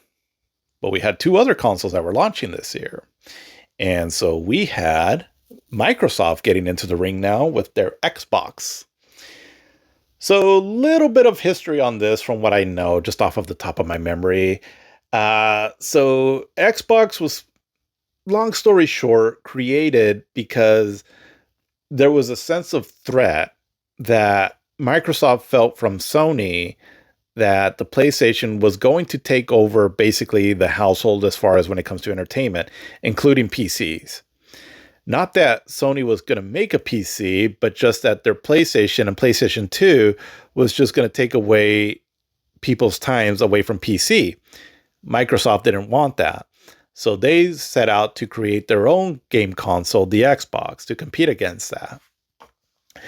And I mean, that's more or less the reason why they got into the business, because otherwise, from what I understand, Microsoft isn't really like a hardware company. They're much more software. So for example, like with their Windows and all the different things that they do for PC. So they came out with the Xbox. And so this is, a system from an American company. And even though I believe the system might have been made overseas and all, I'm not quite sure, but the design and all and the concept of the system was very American-like. And so I remember when the Xbox was coming out, I had an interest in it because I wasn't a PC video game player, but I did have some curiosity to play some PC games. And so I felt like the Xbox was going to be that system that was going to give me that outlet to let me play some PC games. And so that for that reason there, I was kind of excited about it. Because again, at this point, I'd been playing more like Japanese style games and all, which I absolutely love. But I was like, but that's why I have well, I guess the Dreamcast was on its way out, but that's why I had the PlayStation 2.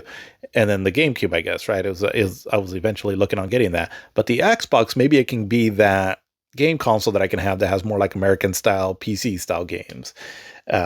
Which I wasn't completely wrong on that, but not completely right on it either.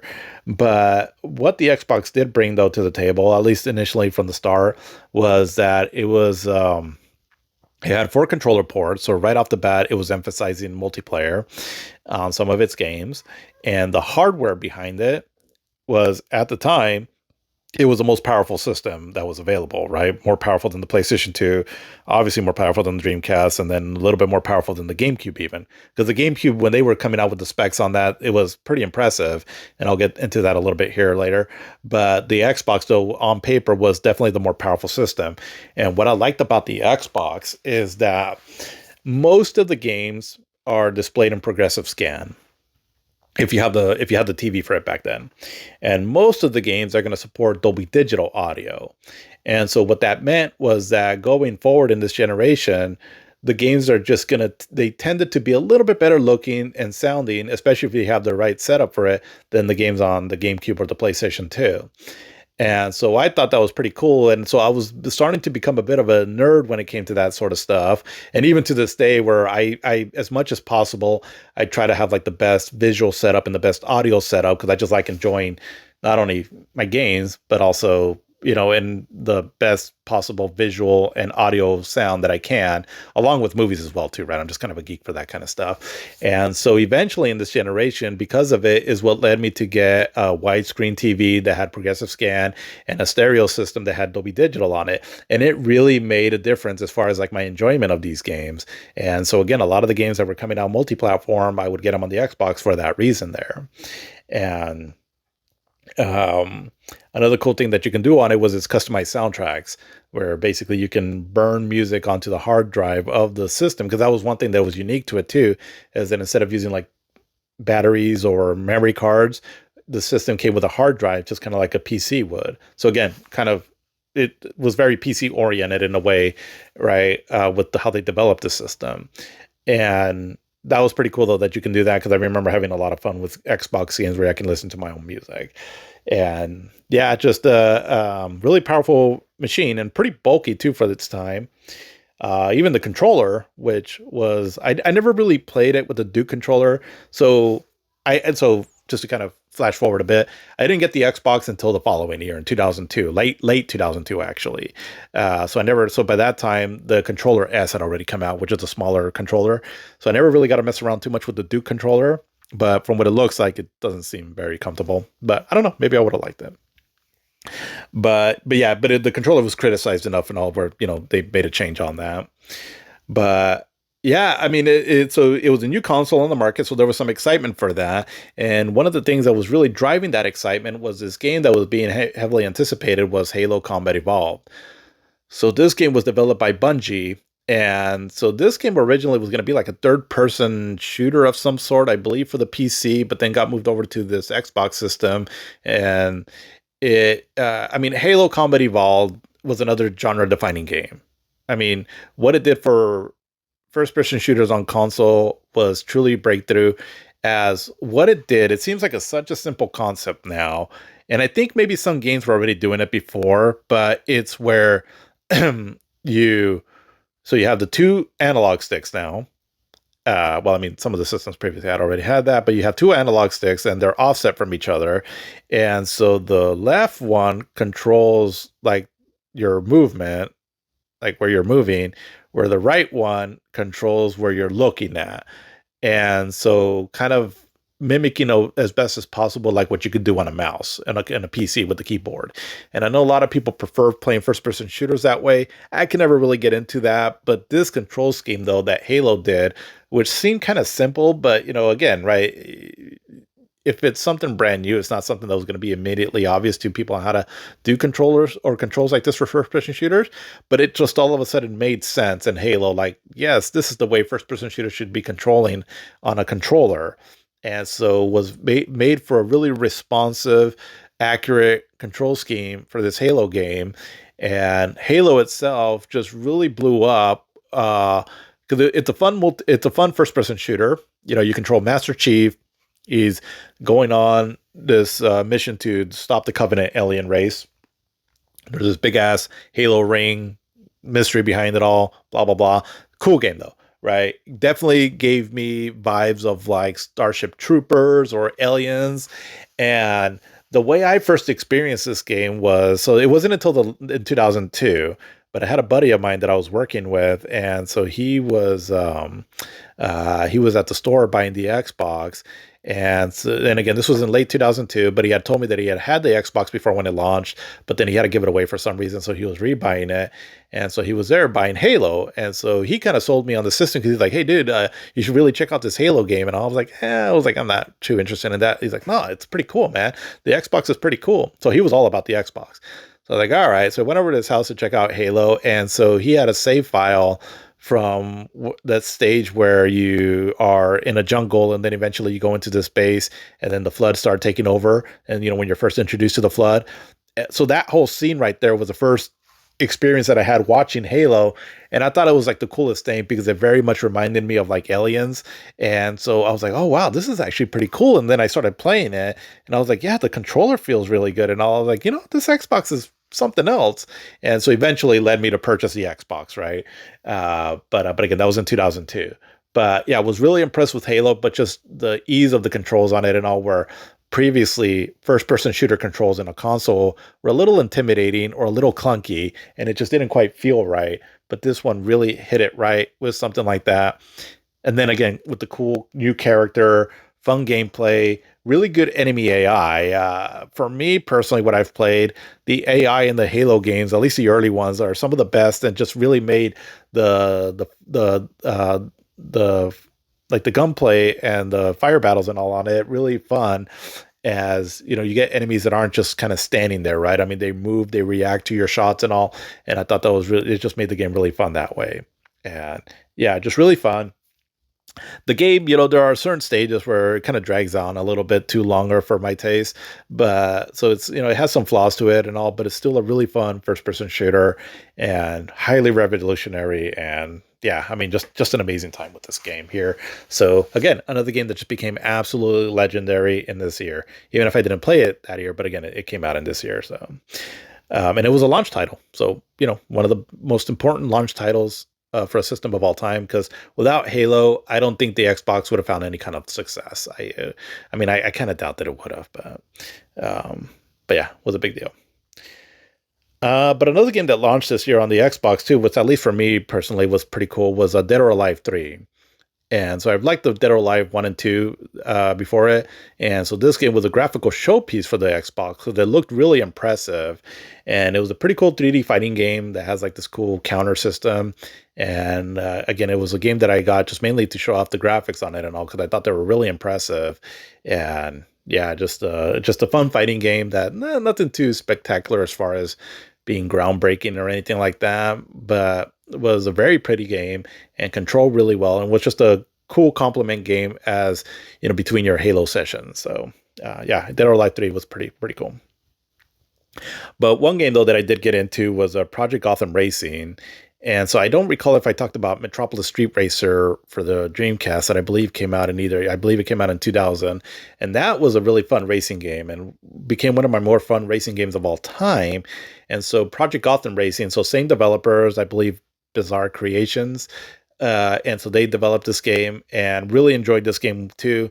Thought the name change was kind of weird. Project Gotham Racing. I thought it was like a Batman game at first, but no, it's just it's a street racing game. But the controls hover somewhere in between realistic and arcadey. So that to me was the right balance for me to get into this series as you're traveling through all these different cities, and the city are really detailed and the tracks are really fun to play through and just a lot of fun. I really miss this racing game series because from Metropolis Street Racer all the way to Project Gotham Racing 4 that we got later on. Just a really great series. I wish they would bring him back, but again, with these racing games, it's just kind of hard to do because of all the licensing, bull crap and all that. And then because the Xbox and the Xbox 360 aren't the most easily emulated too, so it's just, it's kind of hard to try to play these games nowadays. But still, a good time though. And then we also got Oddworld Munch's Odyssey, which is some kind of a 3D platformer of some sort. I don't know much about this game, but I remember it's just another game that came out around the launch time of the Xbox. And there were some other games too that came out on the Xbox during the launch window. I can't quite recall a lot of them, but those are some of the more notable ones that I can remember. And for me, at least at the time, Halo Combat, Dead or Alive 3, or Project Gotham Racing would have been worth it, right, to get it. Again, when it came out, I had some interest in getting it, but it wasn't until after I played Halo the following year that it was what really convinced me to buy the Xbox. But yeah, I mean, the Xbox became a contender this year, and it definitely contributed some things to the video game industry, which we will talk about in later years. But it made a pretty impressive first impression, though. So kudos to the Microsoft team for this at this time, anyways. But Nintendo, though, Nintendo had their system that they were going to come out with, and that was the GameCube. So the GameCube is a bit kind of opposite of the philosophy of the Xbox, where the GameCube or the PlayStation 2, because like the Xbox, you can also play DVDs if you bought a certain peripheral for it. you can burn music on it, and also it started giving you like these more multimedia abilities to the system. Where the GameCube, Nintendo was just kind of sticking to their guns, right, of just making games, right, and that's good that they kept doing that. And so the GameCube was a small little system, looked like a cute little purple lunchbox with a handle on it. Had four controller ports, so it was definitely still emphasizing on the multiplayer aspect of it, much like the Nintendo 64 and then the Dreamcast and the Xbox were. But it had this interesting controller, which at first glance it looks very awkward, but actually it's really comfortable in your hands though. And for the games made specifically for the GameCube, it works like a dream. But for some other third-party games, like for example, like fighting games, not so much. But it's a really interesting controller where it has like this big, what is it, green button, and then the small red button, and then the X and Y buttons. The way they're laid out is a little interesting, but yeah, just a fun little system. And again, it seems like it kind of seems like a kid's toy and all, but it's pretty powerful though. As the Xbox on paper is more powerful than the GameCube, but the GameCube on paper was more powerful than the PlayStation 2, and then obviously the Dreamcast. And yeah, I mean, some of the most impressive looking games of this generation were on the GameCube, and it was just it could output some really good graphics. But the PlayStation 2 and the Xbox, so they ran DVD discs. So meaning that they had quite a bit of memory that they can put on those discs, right, to make for bigger games and all, or without the need of like, multi-disc games. The GameCube, they did start using discs now, where they didn't, before in previous years, but they had like their own kind of disc, and it was like these small little mini discs. And supposedly, again, the reason why they were doing this is to try to prevent piracy. And so I believe it was Shigeru Miyamoto that had come out saying that most games should be able to fit on one of these discs. Any game that that would require multiple discs, and they would just make multiple discs of them. So it was kind of like not a big deal. But unfortunately, that did kind of hamper a bit of like the third-party support on the GameCube, because games were getting bigger, games were getting more expansive, games were using more cinematics, voice work, and all kinds of stuff, right? That was just requiring more memory. And so we'll kind of get more into it in the later years, but it did kind of start hurting the third-party support that the GameCube would get. But initially in 2001, it had some promise to it, definitely. I mean, we had already seen some of the things that were going to come out eventually on the GameCube, right? So we had already seen like this trailer for what we thought The Legend of Zelda was going to be, because I don't think they showed off the Zelda, as it was called at this point. But we knew there was a Zelda game on its way. We knew there was a Mario game on its way, which had a kind of a beach theme, and then we had also known that there was a Metroid game on its way. So so we knew that some big games were coming out. But at its launch, it was a bit of a disappointment that there wasn't a Mario game at launch, as we had already been so used to. But we had Luigi's Mansion, and Luigi's Mansion is a fun game. It's really excellent, but it didn't have quite the appeal like a Mario game. So that's one of the things that perhaps hurt the GameCube in the long run. But for what it is, Luigi's Mansion, it's a really fun game. Very family friendly, even if it's a little, has a bit of a spooky theme to it, but it's it's not scary or anything. But then we had Wave Race Blue Storm, which it's a fun racing game, but not on par for me for what Wave Race 64 was. But it's, I guess if you had the GameCube and wanted to buy some games, it wouldn't have been a bad choice. Cool water effects on it though, but I feel like the water physics aren't as good though as Wave Race 64, from what I've played anyways. But for me, probably the standout launch title that was fun to play, had some depth to it, and was graphically and audio-wise really impressive, was Star Wars Rogue Squadron 2 Rogue Leader. And so this game, I believe I talked about the original one on the Nintendo 64 a few episodes back. So it's like this, I guess you could say like a simulation game, but only you're riding in Star Wars vehicles. So like the X-Wing and all. And graphically was just really impressive, as the game starts out where you're on the Death Star and going through the mission where you're going down that trench to shoot those torpedoes or whatever they're called in that hole to blow up the Death Star. So that's the first mission. And just right off the bat, you're like, oh, wow, this looks really impressive. And in some ways almost looks better than the movie. So a hell of a way to start off the game, and it's difficult, but it's a really fun game to play also. And yeah, with the cool now we get like CD quality music though, with so the Star Wars themes playing in the background and the sound effects and all. It's just really cool to play, and definitely a showpiece for the GameCube. A lot of fun, and just definitely showed that the GameCube, along with Luigi's Mansion, right? I mean, because Luigi's Mansion looks nice, but it was just showing that the GameCube was no slouch, right? I mean, this is a pretty powerful system, all things considered, where, the looks of it can be a little deceiving because it had some power under the hood. And yeah, just really impressive game. And then eventually, though, later on this year, I know there were some other launch games. I just can't quite recall them. But eventually, later this year, we would get Pikmin, which is a game by Shigeru Miyamoto, and was kind of a more slower, quieter game, I guess. It's like this puzzle game. And initially, when it first came out, I didn't have any interest in playing it. I was like, it looks kind of lame. So it wasn't a game that it wasn't until more recently that I've played it some and I've been able to appreciate it more. So when I go back and consider that this game came out in 2001, it's really a great puzzle game. So again, just adding more to the variety of this awesome year. But at the time, I remember thinking, I was like, that looks kind of lame. But it's really a lot of fun, though, from what I played. But it came out, didn't quite come out in launch window, but came out a little bit towards the end of the year. And then also we got Super Smash Bros. Melee, which just missed the launch window, but came out a little bit afterwards.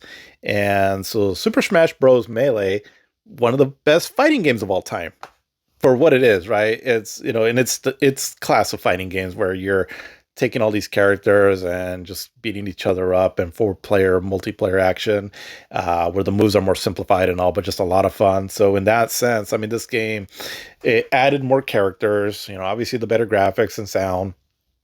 And, I've played the game. It's a lot of fun, but this game still makes its rounds a lot in a lot of different tournaments and all that. People really love playing this game.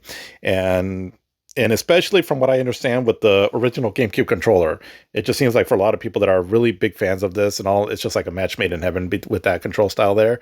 And so, yeah, I mean, it's a game that still gets talked about a lot and, played a lot. I would hope that they would release this on the Nintendo Switch Online, but so far we haven't heard anything on that.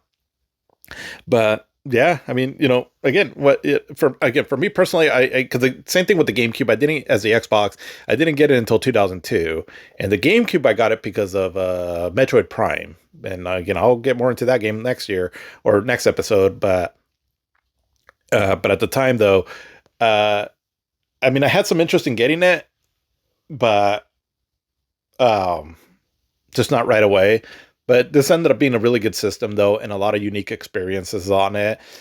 And the nice thing about it, too, was that it was cheaper because let's see, the PlayStation 2, I believe, was $299. And I think the Xbox 2 also $299. The GameCube, I think it was $199 at launch. And so it was a bit of the cheaper alternative. So it couldn't do all the cool things, right? The playing DVDs and all that the other systems can do. But if you wanted just to play Nintendo games and all, it seemed like the good fit for that there. So it was like a good system, like an alternative system to have, specifically if you were also into Nintendo games. I mean, unfortunately, the GameCube wouldn't be that successful compared to like other Nintendo systems. And again, just the competition was different now because the landscape has been drastically changing now from the early days of the Nintendo and the Super Nintendo, where, the GameCube, it's a really solid system, and there's a reason why it's a highly sought out system nowadays. But at the time, people were just kind of more looking for like what the PlayStation 2 was doing, and to an extent the Xbox. And so just kind of unfortunate timing for the GameCube, but doesn't mean it was a bad system. Kind of like with the Dreamcast, right? It's just that I think that this was how the industry was changing, where Sega and Nintendo really got a reality check, especially Sega. And so eventually, things would have to change. But at least in this moment, in this vacuum of time, the GameCube was pretty cool, though. But yeah, again, that's kind of what we had this year. I'm just going to rattle off a few other games here that looks like I believe a lot of these were more specific to the PC. So for PC players, right, you had a lot of cool stuff to look forward to. So like Command and Conquer or Yuri's Revenge, Gothic, Return to Castle Wolfenstein, Baldur's Gate Dark Alliance, and Max Payne. Now, Max Payne eventually would come out to the PlayStation 2 and Xbox, but it started first on the PC. And this was another game, too, also that is considered as one of the best action games up to that point. And so, again, another game that added to one of the best of all time at that time, right, for the kind of genre that it was in, that truly solidified this as just the, as the kids say nowadays, a banger of an ear. So that's what I got on this year. I'm sure I missed a lot of things, but those were some of the main games that I wanted to highlight. And yeah, truly a magical time in gaming. And and this was like early on in the sixth generation, right? So it was like, what is the future going to bring? And admittedly, this was the best year in my opinion for this generation. But this generation though was truly incredible. It gave us with a lot of cool years of video game memories and just some of the best games of all time. And when I a little while ago I was did like my top 200 games of all time, and I was just bored one day and all, and so I was just kind of going through like, okay, out of all my games on my list here, how many games are in the third generation, fourth generation, fifth, sixth, seventh, and eighth and ninth, and so forth, out of my top 200 games of all time. The generation that came out on top with the most games that I've liked overall was this generation here. There wasn't too many games that were like in my top like 10 or even 20, but just overall on my list, it was the one that had the most games on there. So yeah, I mean, it was just truly an incredible generation, and so I'm excited to start talking about this here in the next years to come also. But this was a hell of a way to start it off. Didn't start off the generation because again the Dreamcast did, but this is like the first one where we had all the major players, and even though we lost Sega in the console race, but we gained these two other big players, and the PlayStation 2 was just firing on all cylinders. And if anything, like I said, Sega started outputting their games on the other systems, so it's not like we lost them completely, but just truly made for a magical generation. But that's what I got on this here, so I'll end it off here. Hope you have an incredible start of your new year, and I will see you next year when we start going over 2002. And we definitely had some big games that came out this year, and this is across for all the three systems, so excited to start talking about those. But I will see you in the next one. Have a good one.